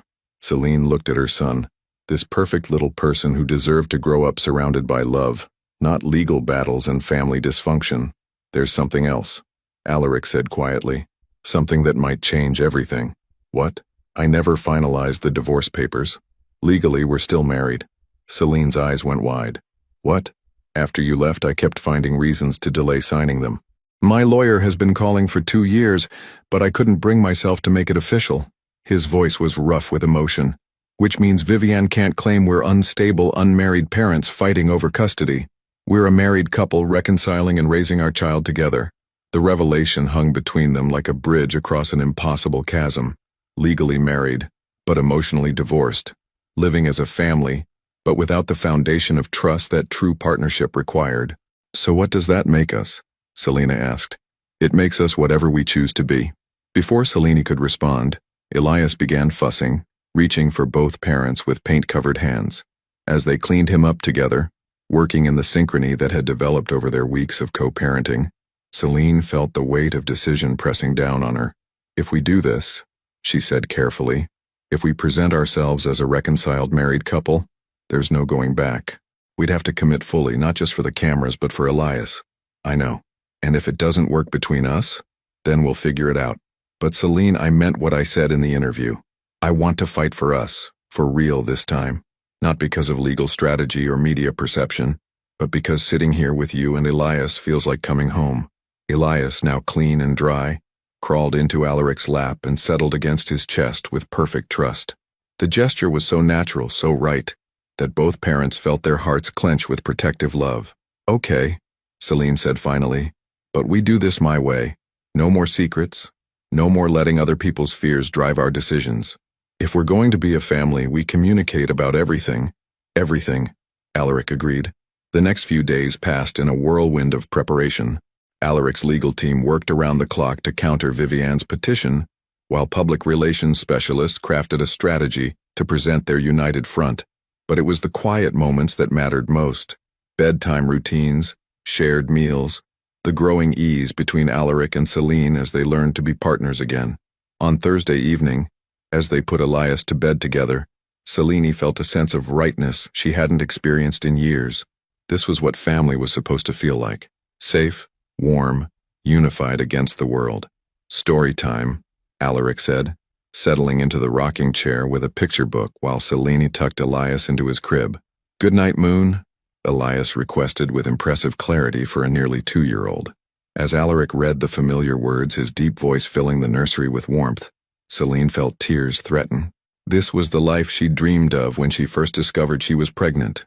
Both parents sharing the sacred ritual of bedtime, their child surrounded by love and security. In the great green room, there was a telephone and a red balloon. Elias's eyes grew heavy as the story progressed, his small body relaxing into sleep. When Alaric finished reading, they stood together watching their son sleep, both reluctant to break the spell of peace. He's perfect, Alaric whispered. He is, Selene agreed, and he's ours. The possessive pronoun hung between them, not mine or yours, but ours. A family unit, complete and unbreakable. As they walked downstairs together, Selene felt the last of her walls crumble. This man had hurt her deeply, but he was also the father of her child, the love of her life, and the person fighting harder than anyone to protect their family. Alaric, she said as they reached the living room, I need to tell you something. He turned to face her, and she saw her own vulnerability reflected in his gray eyes. I'm scared. Not of your mother or the legal battle or the media attention. I'm scared of trusting you completely and having my heart broken again. Selene. But I'm more scared of living the rest of my life wondering what we could have been. Of denying Elias the chance to grow up with both parents who love him desperately. She stepped closer, close enough to see the hope warring with fear in his expression. So I'm choosing to trust you, to trust us, to believe that love really can conquer fear if we're brave enough to let it. The words hit Alaric like a physical force. Without thinking, he reached for her, pulling her into his arms for the first time in over 2 years. She came willingly, fitting against him like she'd never left. Like the intervening years of pain and separation had been nothing more than a bad dream. I love you, he whispered into her hair. I never stopped loving you. I love you too, she whispered back. Even when I hated you, I loved you. They held each other in the living room of the island house, and for the first time since their separation, both felt complete, not just as co-parents or friends or former lovers, but as partners facing the world together. But their moment of peace was interrupted by Alaric's phone buzzing with an urgent message from Marcus. Vivianne's petition has been fast-tracked, he read aloud. Emergency hearing scheduled for Monday morning. She's claiming imminent danger to the child's welfare. Selene felt ice flood her veins. What kind of imminent danger? Alaric's face was grim as he read further. She's claiming I'm having a mental breakdown, and that you're an unstable single mother who's manipulating me for financial gain. She wants temporary custody while we undergo psychiatric evaluation." The attack was so calculated, so deliberately cruel, that Selena felt physically sick. This woman was willing to traumatize her own grandchild to maintain control over her son's life. "She doesn't get to win," Celine said, her voice fierce with protective rage. "She doesn't get to hurt our son." "No," Alaric agreed, his own anger burning cold and determined. "She doesn't." As they began planning their counterattack, both parents were united by something stronger than love, stronger than desire, the primal need to protect their child from anyone who would harm him, even if that someone shared his blood. The battle for their family was about to begin in earnest, but for the first time since Vivian had declared war, they would fight it together. The Seattle courthouse buzzed with media attention Monday morning as Alaric and Celine arrived hand in hand, presenting a united front against the storm of cameras and shouted questions. Celine wore a navy suit that conveyed both professionalism and maternal strength, while Alaric looked every inch the successful businessman in his charcoal gray ensemble. Between them in Celine's arms, Elias observed the chaos with wide, curious eyes, blissfully unaware that his entire future hung in the balance. "Mr. Vance, is it true your mother claims you're mentally unstable?" a reporter shouted. "Ms. Kaler, how do you respond to allegations that you're an unfit mother?" Alaric's jaw tightened, but he kept walking, his hand protective on Celine's back as they navigated through the crowd. They'd agreed not to speak to the media until after the hearing. Their lawyers had been clear that anything they said could be twisted and used against them. Inside the courthouse, the atmosphere was equally tense. Vivian Vance sat at the petitioner's table with her high-powered legal team, looking every inch the concerned grandmother in her perfectly tailored Armani suit and understated jewelry. She didn't even glance in their direction as they entered, but Alaric could feel the calculated coldness radiating from her like Arctic wind. Judge Patricia Morrison, a woman in her 60s with steel-gray hair and sharp eyes, called the emergency hearing to order. "This is a petition for emergency temporary custody filed by Vivian Vance regarding her grandson, Elias Kaler. Mrs. Vance, your counsel may proceed." Vivian's attorney, Thomas Bradford, rose with theatrical confidence. "Your Honor, we're here today because a child's welfare is at stake. My client's son, Alaric Vance, has exhibited increasingly erratic behavior over the past month, firing his own mother from her position on his company's board, conducting embarrassing public interviews about his private life, and making impulsive decisions that suggest severe emotional instability." Celine felt her blood pressure spike, but Alaric's hand found hers under the table, steadying her. Bradford continued, "Furthermore, the child's mother, Celine Kaler, deliberately concealed this child's existence for 18 months, demonstrating a pattern of manipulation and parental alienation. She's proven herself willing to use this innocent child as a weapon against my client's son." "Objection," their attorney, Elena Rodriguez, interrupted. "Counsel is making arguments, not presenting evidence." "Sustained," Judge Morrison said dryly. "Mr. Bradford, please confine yourself to facts." "Of course, Your Honor. We have evidence that Mr. Vance has undergone dramatic personality changes, including severing long-standing business relationships and making public statements that his own mother describes as completely out of character. We also have documentation that Ms. Kaler has a history of emotional instability." "What documentation?" Elena demanded. Bradford smugly handed over a folder. "Therapy records from 2 years ago showing that Ms. Kaler was treated for depression and anxiety following her separation from Mr. Vance." Celine felt the courtroom spin around her. Those therapy sessions had been private, sacred, her attempt to heal from the devastation of losing both her marriage and her sense of self-worth. The fact that someone had obtained those records felt like a violation of her very soul. Elena was on her feet immediately.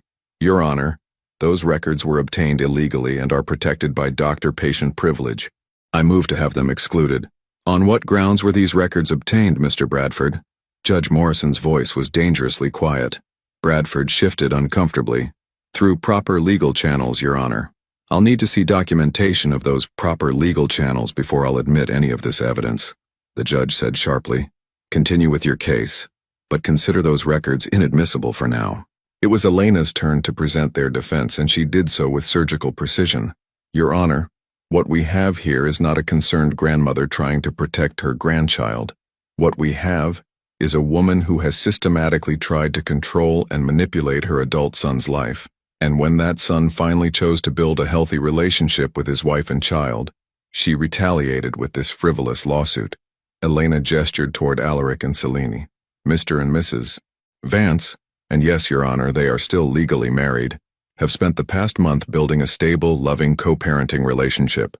Their son is thriving, happy, and surrounded by love. There is no emergency here except the one manufactured by a woman who cannot accept that her son has chosen his own family over her controlling influence. I'd like to call Alaric Vance to the stand, Elena announced. As Alaric stood to be sworn in, Selene felt her heart hammering. Everything depended on how he presented himself, how convincingly he could demonstrate that he was a stable, loving father, rather than the unstable man his mother was painting him to be. Mr. Vance, Elena began, can you describe your relationship with your son over the past month? Alaric's voice was steady, confident. It's been the most meaningful experience of my life. Learning to be Elias's father, watching him grow and develop, being part of his daily routine. It's given me a sense of purpose I never knew I was missing. And your relationship with your wife? We're rebuilding trust and partnership. It's not easy. We both made mistakes that hurt our family, but we're committed to putting Elias's needs first and creating a stable, loving home for him. Why did you remove your mother from your company's board? Alaric looked directly at Viviane for the first time that day. Because I discovered she was the source who leaked information about my family to tabloid reporters. She violated our privacy and put my son at risk for media attention, all to punish me for choosing my wife and child over her preferences. A murmur went through the courtroom. This was the first time the source of the tabloid leak had been publicly identified. Do you believe your mother's motives in filing this petition are genuine concern for your son's welfare? No, Alaric said firmly.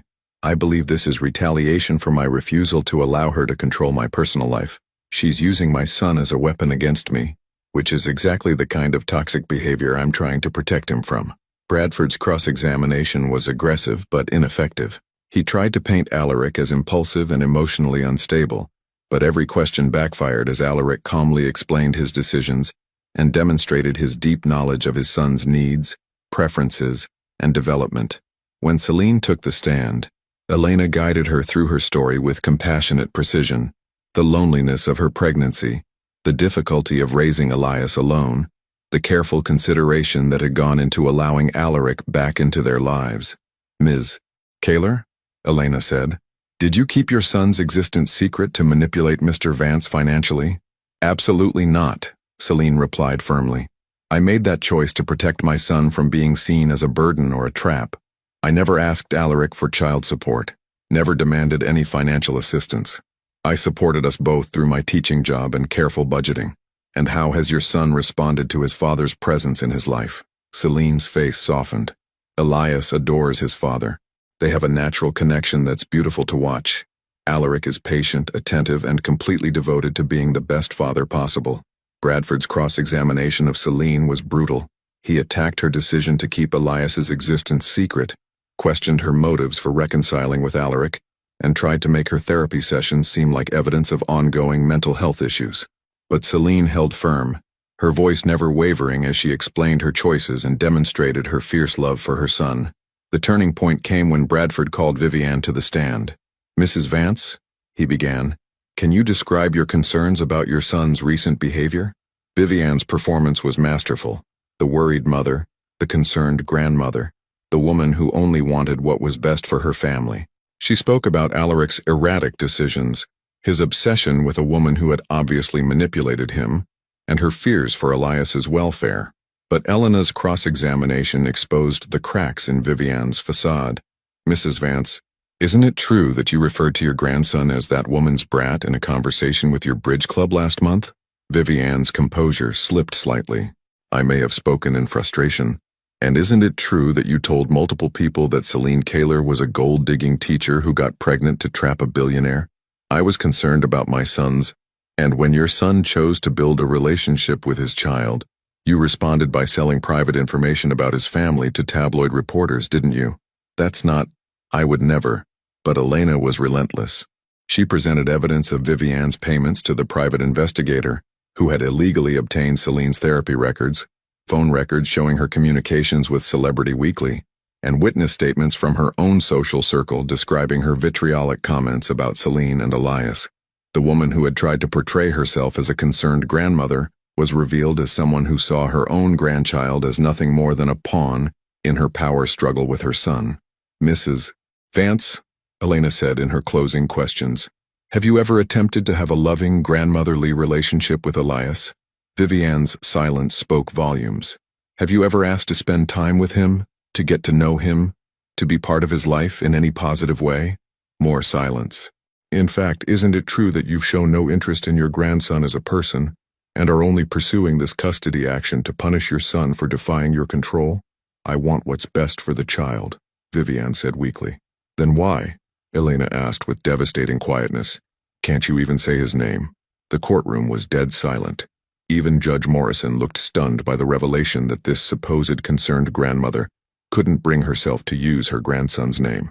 In his closing argument, Bradford tried to salvage his client's case, but the damage was done. Elena's closing was brief and powerful. Two loving parents working together to build a stable home for their child, versus a woman who saw that child as nothing more than a tool for manipulation. Judge Morrison retired to consider her decision, and the wait felt endless. Alaric and Celine sat in the courthouse hallway, Elias sleeping peacefully in his mother's arms, while their entire future hung in the balance. Whatever happens, Alaric said quietly, we face it together. Together, Celine agreed. When they were called back into the courtroom, Judge Morrison's expression was stern but resolved. This court finds no evidence of imminent danger to the minor child Elias Kaler, she began. Furthermore, this court finds that the petition appears to be motivated by personal animosity, rather than genuine concern for the child's welfare. Celine felt tears of relief spring to her eyes. The petition for emergency custody is denied, Judge Morrison continued. However, I am troubled by some of the behavior exhibited by all parties in this case. I am ordering family counseling for Mr. and Mrs. Vance to ensure they have the tools necessary for successful co-parenting, and I am issuing a restraining order preventing Mrs. Vivian Vance from contacting the minor child or his parents for a period of 6 months. As they left the courthouse, Alaric and Celine were surrounded by reporters, but this time they paused to make a statement.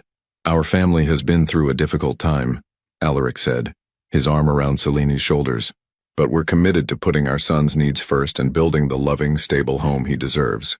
We ask for privacy as we continue to heal and grow as a family, Celine added.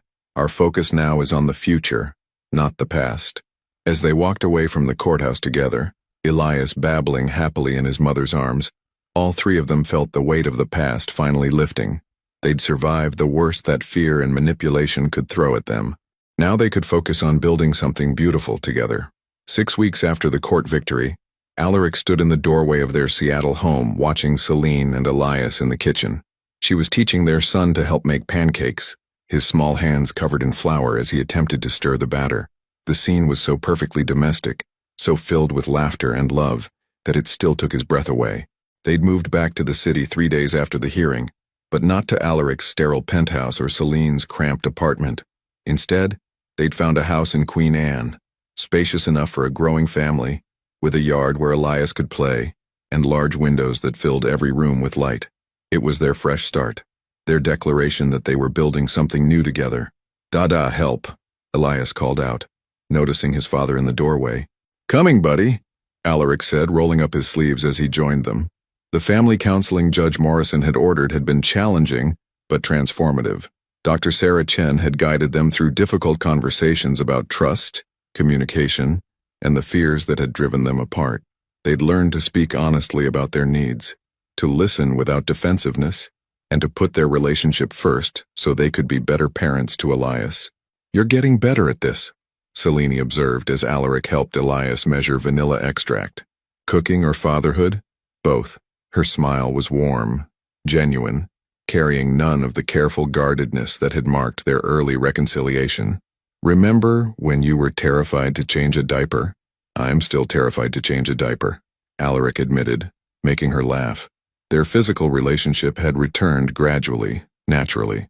First tentative touches, hands brushing as they passed Elias between them, brief kisses goodnight, the simple comfort of sleeping in the same bed again, then deeper intimacy as trust rebuilt and love reasserted itself. They were taking it slowly, learning each other again, but every day felt like coming home.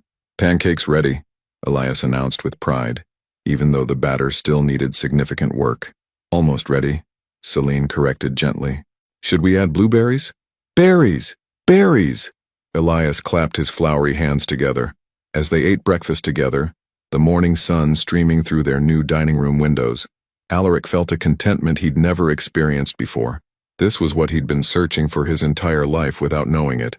Not just success or wealth or achievement, but this simple, profound joy of family.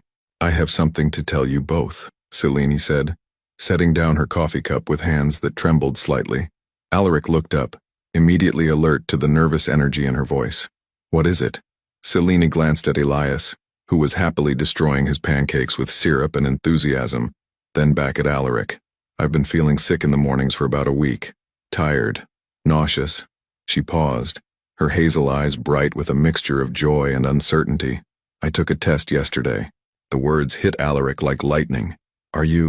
"I'm pregnant," she whispered, her voice carrying wonder and fear in equal measure. For a moment, the kitchen was completely silent, except for Elias's contented babbling. Alaric stared at Celine, processing the magnitude of what she'd just told him. Another baby, another chance to do it right from the beginning. "How do you feel about it?"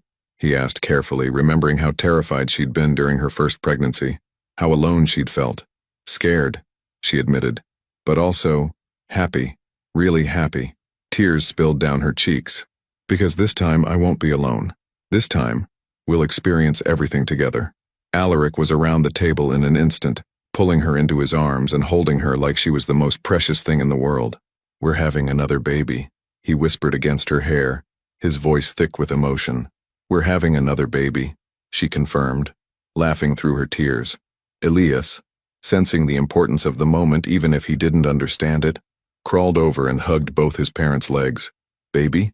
he asked, his vocabulary expanding daily. "Yes, sweetheart," Celine said, kneeling to his level. "Mama has a baby in her tummy. You're going to be a big brother." Elias's face lit up with delight. "Baby, baby." He patted Celine's stomach gently, as if he already understood the precious cargo it carried. That afternoon, they had their first prenatal appointment together. Alaric sat beside Celine as Dr. Rebecca Martinez, a different Dr. Martinez than the reporter who had threatened them, performed the ultrasound. When the baby's heartbeat filled the room, strong and steady, both parents wept. "Everything looks perfect," Dr. Martinez said with a warm smile. "Based on measurements, I'd say you're about 8 weeks along. Due date would be early December. A Christmas baby," Celine murmured, squeezing Alaric's hand. As they drove home, Elias asleep in his car seat, Alaric and Celine talked about the future with a freedom they'd never had before. Nursery colors, baby names, how to tell Elias's grandparents, Celine's parents, who had been cautiously supportive of the reconciliation, and notably not Viviane, who remained bound by the restraining order. "Are you sure you want to do this again so soon?" Alaric asked as they pulled into their driveway. "2 babies less than 2 years apart is going to be challenging." "I'm sure," Celine said firmly. "I want our children to be close in age, to grow up together. And this time, I get to share every moment with you." That evening they called Celine's parents with the news. Margaret and Robert Kaler had been surprised by their daughter's reconciliation with Alaric, but seeing their grandson's obvious adoration for his father had won them over. The news of another grandchild was received with joy and immediate offers to help however needed. As they put Elias to bed that night, their usual routine felt even more precious knowing it would soon expand to include another little one. "Story time," Alaric said, settling into the rocking chair with "Goodnight Moon." "Want baby story?" Elias requested with surprising clarity. Celine and Alaric exchanged amused glances. Their son's intuition was remarkable. "Once upon a time," Alaric began, improvising, "there was a little boy named Elias who was the best big brother in the whole world." Elias giggled with delight as his father spun a tale about a brave big brother who taught his baby sister everything important: how to stack blocks, how to laugh at funny faces, and how to give the best hugs in the world. "Sister?" Elias asked when the story ended. "We don't know yet, buddy," Celine said, stroking his hair. "Brother or sister, they're going to be very lucky to have you." After Elias fell asleep, Alaric and Celine sat on their new sofa, her feet in his lap, planning for their expanding family. I want to do this differently, Alaric said suddenly. What do you mean? I want to be there for everything this time. Every appointment, every milestone, every moment of worry or excitement. I want to feel the baby kick, help pick out the crib, be the first person you call when labor starts. Celine's eyes filled with tears again. I want that too. I want you to experience all the magic I experienced alone with Elias. I've been thinking about something else, Alaric said, his voice careful. About us. Our marriage. What about it? We're legally married, but we never had a real chance to be married. We went from newlyweds to separated parents without ever learning how to be partners. He turned to face her fully. I want to marry you again, Celine. I want a ceremony where we make vows we actually understand. Promises we're equipped to keep. The proposal was so perfect, so exactly what her heart had been hoping for without daring to ask, that Celine felt overwhelmed with love. Are you asking me to marry you again, Mr. Vance? I'm asking you to let me love you the way you deserve to be loved. To build the marriage we should have had the first time. To be the partner you need, and the father our children deserve. Yes, she whispered, tears streaming down her face. Yes, to all of it. They kissed on their new sofa in their new house, with their son sleeping peacefully upstairs, and another baby growing beneath Celine's heart. It was a kiss that sealed their second chance, their commitment to love without fear, their promise to fight for each other instead of against themselves. The next morning brought unexpected news that would test their newfound happiness. Alaric's phone rang at dawn with a call from Marcus Chen. Sir, I'm sorry to wake you, but there's been a development. Your mother violated the restraining order last night. Alaric sat up immediately, careful not to wake Celine. What happened? She showed up at Elias's daycare yesterday evening claiming to be his grandmother and demanding to see him. When the staff refused and called security, she became belligerent and had to be escorted away. Ice flooded Alaric's veins. Even with legal consequences hanging over her head, his mother was still trying to insert herself into their lives, still trying to reach their son. Is Elias safe? Yes, sir. The daycare has photos of approved pickup persons, and your mother isn't on the list. But this is a clear violation of the court order. As Alaric ended the call, Celine stirred beside him, immediately sensing his tension. What's wrong? He explained about Vivian's violation, watching fear creep back into Celine's eyes, the same fear he'd worked so hard to chase away. She's not going to stop, Celine said quietly. Is she? She will when she's behind bars, Alaric said grimly. This time I'm pressing charges. The decision felt liberating and terrifying at once. Pressing criminal charges against his own mother would be public, messy, and final. But it was also necessary. The only way to protect his family from her toxic determination to control their lives. As they got ready to face another legal battle, this time with a pregnancy to protect and a toddler to shield from the chaos, both Alaric and Celine felt their bond strengthen even further. They'd survived everything his mother could throw at them, and they would survive this too, because now they had something worth fighting for, not just love, but the future they were building together, one precious day at a time. The criminal hearing for Vivian's restraining order violation was scheduled for a gray December morning, exactly 1 week before Celine's due date. At 34 weeks pregnant, she moved carefully but insisted on attending despite Alaric's protests. She tried to get to our son, Celine said firmly, one hand protectively over her rounded belly. I'm going to look her in the eye when she's held accountable. Elias, now 2 years old and incredibly verbal, stayed home with Celine's parents, blissfully unaware that his paternal grandmother was facing possible jail time for trying to violate his safety. The courthouse was less chaotic this time. Criminal violations of restraining orders weren't tabloid-worthy news, but the stakes felt higher. This wasn't about custody or family disputes anymore. This was about whether Vivian would finally face real consequences for her actions. Vivian sat at the defendant's table looking smaller than Alaric remembered, her perfect composure cracked by months of legal battles and public humiliation. Her high-powered attorney had been replaced by a court-appointed lawyer. Apparently, her financial resources weren't as unlimited as she'd pretended. Your Honor, the prosecutor began, Mrs. Vance willfully violated a clear restraining order by attempting to contact her grandson at his daycare facility. When denied access, she became verbally abusive toward staff members and had to be physically removed from the premises. The daycare director testified about Vivian's threatening behavior, how she'd demanded to see her grandson and refused to accept that she wasn't authorized for pickup. Security footage showed her becoming increasingly agitated, ultimately screaming that she had more right to that child than his manipulative mother. When Alaric took the stand, his testimony was devastating in its quiet finality. "Mrs. Vance," the prosecutor asked, "can you describe your relationship with your mother?" "My mother is someone who has never been able to accept that other people exist independently of her will," Alaric said, his voice steady but sad. "She sees my son not as a person with his own rights and needs, but as a possession to be controlled. Her violation of the restraining order proves that she's willing to risk traumatizing a 2-year-old to maintain that control. Do you fear for your family's safety?" Alaric looked directly at his mother for the first time that day. "I fear for my family's peace. My son shouldn't have to grow up looking over his shoulder, wondering if his grandmother is going to appear wherever he feels safe." Vivianne's attorney tried to paint her as a grandmother desperate to know her grandchild, but the evidence was overwhelming.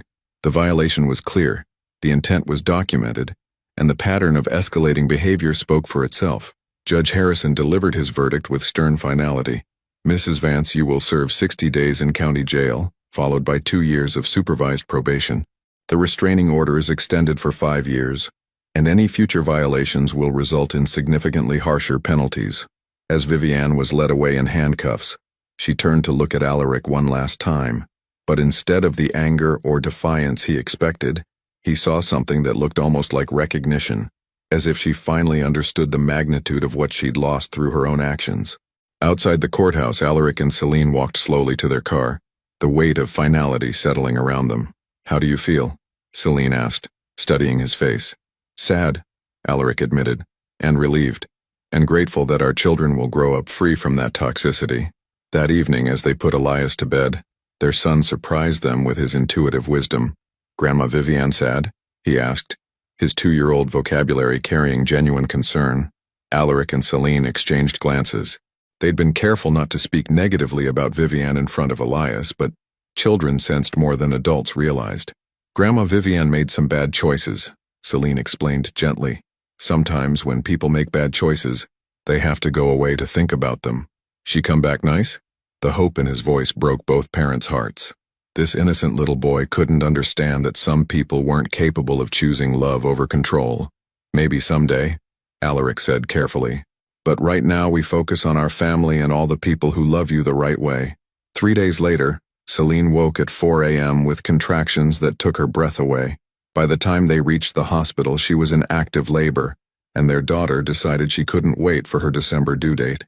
"She's coming now," Dr. Martinez announced with excitement. "Are you ready to meet your baby girl?" Luna Rose Vance entered the world at 6:47 a.m. on December 15th, weighing 6 pounds and 2 ounces of perfect health. She had Celine's delicate features but Alaric's dark hair, and when she opened her eyes for the first time, they were the same warm brown as her big brother's. "She's beautiful," Alaric whispered, tears streaming down his face as he held his daughter for the first time. "She's absolutely perfect." Elias met his sister that afternoon with the seriousness of a child who understood he was being trusted with something precious. He gently touched her tiny hand and whispered, "Hi, baby Luna. I'm your big brother." "What do you think, buddy?" Celine asked from her hospital bed, still glowing from the perfect delivery they'd experienced together. "She's little," Elias observed with scientific accuracy, "but I love her." That night, as Luna slept in the hospital bassinet and Elias dozed in the chair between his parents, Alaric and Selena marveled at the family they'd built from the ashes of their first attempt at marriage. "I have something for you," Alaric said quietly, pulling a small velvet box from his jacket pocket. Celine's breath caught. "Alaric, this isn't the ring I gave you the first time," he said, opening the box to reveal a stunning but simpler band, white gold with 3 stones representing their small family. "This is the ring for the woman who taught me what love really means, what partnership really looks like, what family really is. Will you marry me again, Celine? Not because we're legally bound or because it's convenient, but because I want to spend the rest of my life earning the love you've given me." Through her tears, Celine could barely speak. Yes, always yes. 6 months later, they renewed their vows in the garden of their Queen Anne home, surrounded by friends who had supported their journey, and Celine's parents who had learned to love Alaric for the man he'd become. Elias served as ring-bearer, toddling down the makeshift aisle with serious concentration, while Luna slept peacefully in her grandmother's arms. "Today we don't just promise to love each other, Alaric said in his personal vows.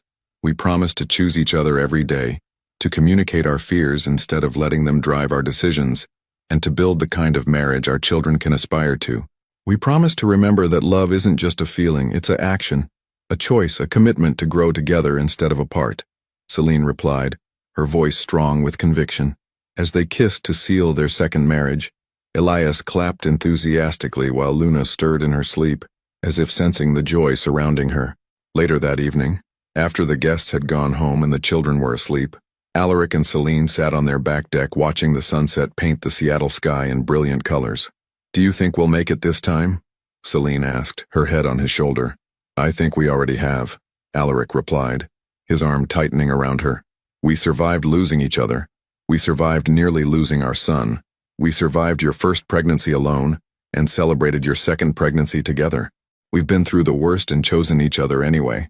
What about when things get hard again, because they will? Then we'll face them together. We'll communicate instead of assuming. We'll fight for each other instead of against each other. And we'll remember that our love story isn't about being perfect. It's about being brave enough to try again. As the stars emerged in the darkening sky, both parents felt the deep satisfaction of a story that had found its proper ending. They'd learned that sometimes love means letting go, and sometimes it means fighting with everything you have. They'd discovered that trust could be rebuilt stronger than before, that families could heal from even the deepest wounds, and that the greatest courage was choosing vulnerability over self-protection. Inside their house, 2 children slept peacefully. Elias in his big boy bed surrounded by books and stuffed animals, and Luna in her nursery, dreaming whatever dreams 6-month-old babies have. Both children would grow up knowing they were wanted, planned for, celebrated. They would never doubt their parents' love for each other or for them. Thank you, Celine whispered as they finally went inside. For what? For fighting for us. For becoming the man I always knew you could be. For giving our children the father they deserve. Thank you for giving me a second chance. For seeing past my fears to the man I wanted to become. For making me a father and showing me what real love looks like. As they climbed the stairs to check on their sleeping children one last time before bed, both parents felt the profound peace of a family, built on authentic love rather than fear, on conscious choice rather than obligation. Their love story hadn't been easy or perfect, but it had been real, and in the end that had been enough to create something beautiful, a marriage built to last, children raised in security and joy, and a future bright with possibility. In the nursery, Luna stirred in her sleep and smiled, as if she could sense the love surrounding her. Down the hall, Elias dreamed of teaching his baby sister to stack blocks and catch fireflies. And in their bedroom, Alaric and Celine fell asleep in each other's arms, finally understanding that the greatest love stories aren't about finding the perfect person. They're about choosing to love imperfectly but completely, every single day. 3 years later, the sound of children's laughter echoed through the backyard of the Vance family home as 4-year-old Elias pushed his 3-year-old sister Luna on the swing set Alaric had built the previous summer. At 35, Celine watched from the kitchen window while preparing dinner, her hand unconsciously resting on her gently rounded belly. Their third child was due in the spring. "Higher, Eli, higher!" Luna giggled, her dark curls flying in the breeze. "Hold on tight, Luna Bug," Elias instructed with the serious responsibility of a big brother who took his job protecting his sister very seriously. Alaric appeared in the kitchen doorway, loosening his tie after a long day at Vance Pharmaceuticals. At 41, success still came naturally to him, but these days he measured it in bedtime stories read and family dinners shared rather than quarterly profits and board meetings. "How was your day?" Celine asked, turning to accept his kiss, a ritual that still sent warmth through her chest after all these years. "Good. The new Children's Hospital wing broke ground today. Dr. Martinez sends her congratulations on the pregnancy, by the way. The Children's Hospital wing had been Alaric's idea, a way to give back while honoring the medical team that had safely delivered Luna. It would bear both their names, the Vance Family Pediatric Center. And the other thing?" Celine asked quietly. Alaric's expression grew serious. "The parole hearing is next month. She'll likely be released, but the restraining order remains in place for 2 more years. Vivian Vance had served her full sentence plus additional time for violating probation. In 3 years she'd made no attempt to contact them, had undergone court-mandated therapy, and according to reports, had expressed what seemed like genuine remorse for her actions. But Alaric and Celine had built their peace around her absence, and neither felt ready to test whether her change was real. "How do you feel about it?" Celine asked, the same question she'd asked him outside the courthouse 3 years ago. "Cautious," Alaric admitted, "but not afraid. She can't touch what we've built here." Through the window, they watched Elias help Luna down from the swing and guide her toward the sandbox where their elaborate castle-building project awaited completion. The children had never asked about their paternal grandmother. To them, family meant Grandma and Grandpa Kaler, who visited every month and spoiled them appropriately, and the tight-knit unit of parents and siblings who made their world feel safe and loved. "Daddy, Mommy, come see!" Luna called out, waving excitedly at her latest architectural achievement. They joined their children in the backyard, Alaric immediately kneeling in the sandbox to admire Luna's tower while Celine settled carefully onto the garden bench, her growing belly making quick movements challenging. "That's the tallest tower I've ever seen," Alaric declared with the appropriate level of awe. "It's for the princess," Luna explained seriously. "The princess who was sad but then found her prince and they lived happy ever after." Celine and Alaric exchanged amused glances over their daughter's head. Luna's favorite bedtime stories invariably involved princesses overcoming obstacles to find their happily ever after, and she approached each tale with the absolute certainty that love always won in the end. "What about you, buddy?" Alaric asked Elias, who was adding careful detail work to the castle's foundation. "What's your part of the story?" "I'm building the strong parts," Elias said with 4-year-old wisdom, "so the castle won't fall down when scary things happen." The simple statement hit both parents with unexpected emotion. Somehow, their son had internalized the most important lesson of their family's journey, that love required both passion and foundation, both dreams and steady work to make those dreams secure. As evening approached, they followed their cherished routine, baths for the children while Celine rested, story time with all 4 of them piled onto the master bed, and gentle songs until both children drifted off to sleep. 3 kids, Alaric mused as they finally collapsed onto their own bed. "Are we completely insane?" "Probably," Celine laughed, settling against his chest. "But the good kind of insane. The baby will be here right around our 5th wedding anniversary." "Well, our first wedding anniversary. Our real wedding anniversary," Celine corrected. The date they'd renewed their vows had become their true celebration day, the anniversary of choosing each other with full knowledge of what that choice meant. "Do you ever think about how different things might have been?" Alaric asked, his hand resting on her belly where their 3rd child grew. "If I hadn't been such a coward the first time around?" "Sometimes," Celine admitted. "But then I think about how we might have taken it all for granted if it had come easily. We appreciate what we have because we know what it's like to lose it.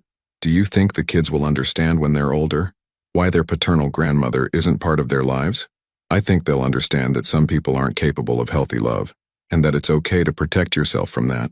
Celine was quiet for a moment. "And I think they'll understand that families come in all shapes and sizes and that the people who show up consistently with love and support are the ones who matter. Will you tell them about us? About how we almost didn't make it? When they're old enough to understand, yes. I want them to know that marriage takes work, that love is a choice you make every day, and that it's possible to overcome mistakes if both people are willing to grow." Alaric tightened his arms around her, marveling at how perfectly she fit against him, how right this life felt after years of searching for something he couldn't name. "What do you think you'll tell them was the most important thing we learned?" he asked. Celine considered the question seriously. "That fear is love's greatest enemy, but that love is stronger than fear if you're brave enough to choose it. That trust can be rebuilt if both people are willing to do the hard work, and that the best love stories aren't about perfect people finding each other. They're about imperfect people choosing to build something beautiful together." Outside their bedroom window, Seattle sparkled in the darkness, the same city where they'd met, married, separated, and found their way back to each other. Tomorrow would bring new challenges, a growing company to run, children to raise, a marriage to nurture, a new baby to prepare for. But tonight, they were simply 2 people who had learned to love without fear, surrounded by the family they'd fought to build and protect. "I love you, Mrs. Vance," Alaric whispered into the darkness. "I love you too, Mr. Vance," Celine replied, the title carrying weight and joy it had never held the first time around. As they drifted off to sleep, both parents felt the deep satisfaction of a story that had found its proper ending. Not perfect, but real, built on a foundation strong enough to weather whatever storms the future might bring. In the nursery down the hall, Luna slept with her arms wrapped around her favorite stuffed elephant, the same one Elias had once tried to feed his breakfast. In his room, Elias dreamed of the baby brother or sister who would soon join their family, already planning all the important things he would teach them. And in the master bedroom, two people who had learned that the greatest love stories aren't about finding your other half, they're about becoming whole enough to love someone else completely, slept peacefully in each other's arms. Their love story had been messy, complicated, and painful at times, but it had also been real, transformative, and ultimately triumphant. They'd learned that sometimes the greatest gift you can give someone is the space to grow, and sometimes the greatest courage is asking for a second chance. Most importantly, they'd discovered that families aren't just born, they're built, day by day, choice by choice, with patience and forgiveness, and the unwavering belief that love, when it's real and healthy and true, is worth fighting for. As the night settled around their home, 3 sleeping children safe in their beds and a 4th growing beneath their mother's heart, the Vance family rested in the peace of love that had been tested, broken, rebuilt, and emerged stronger than ever before. Their happily ever after hadn't come easily, but that only made it more precious. What would you have done in Celine's position? Would you have given Alaric a second chance after everything that happened? Or would protecting your heart have been more important than risking love again? Your participation means a lot to the channel. Please share your thoughts in the comments. Thank you for watching. If you enjoyed the story, please subscribe to our channel and leave a comment below, letting us know what you thought. Your feedback and support mean a lot to us. Stay tuned for more exciting stories.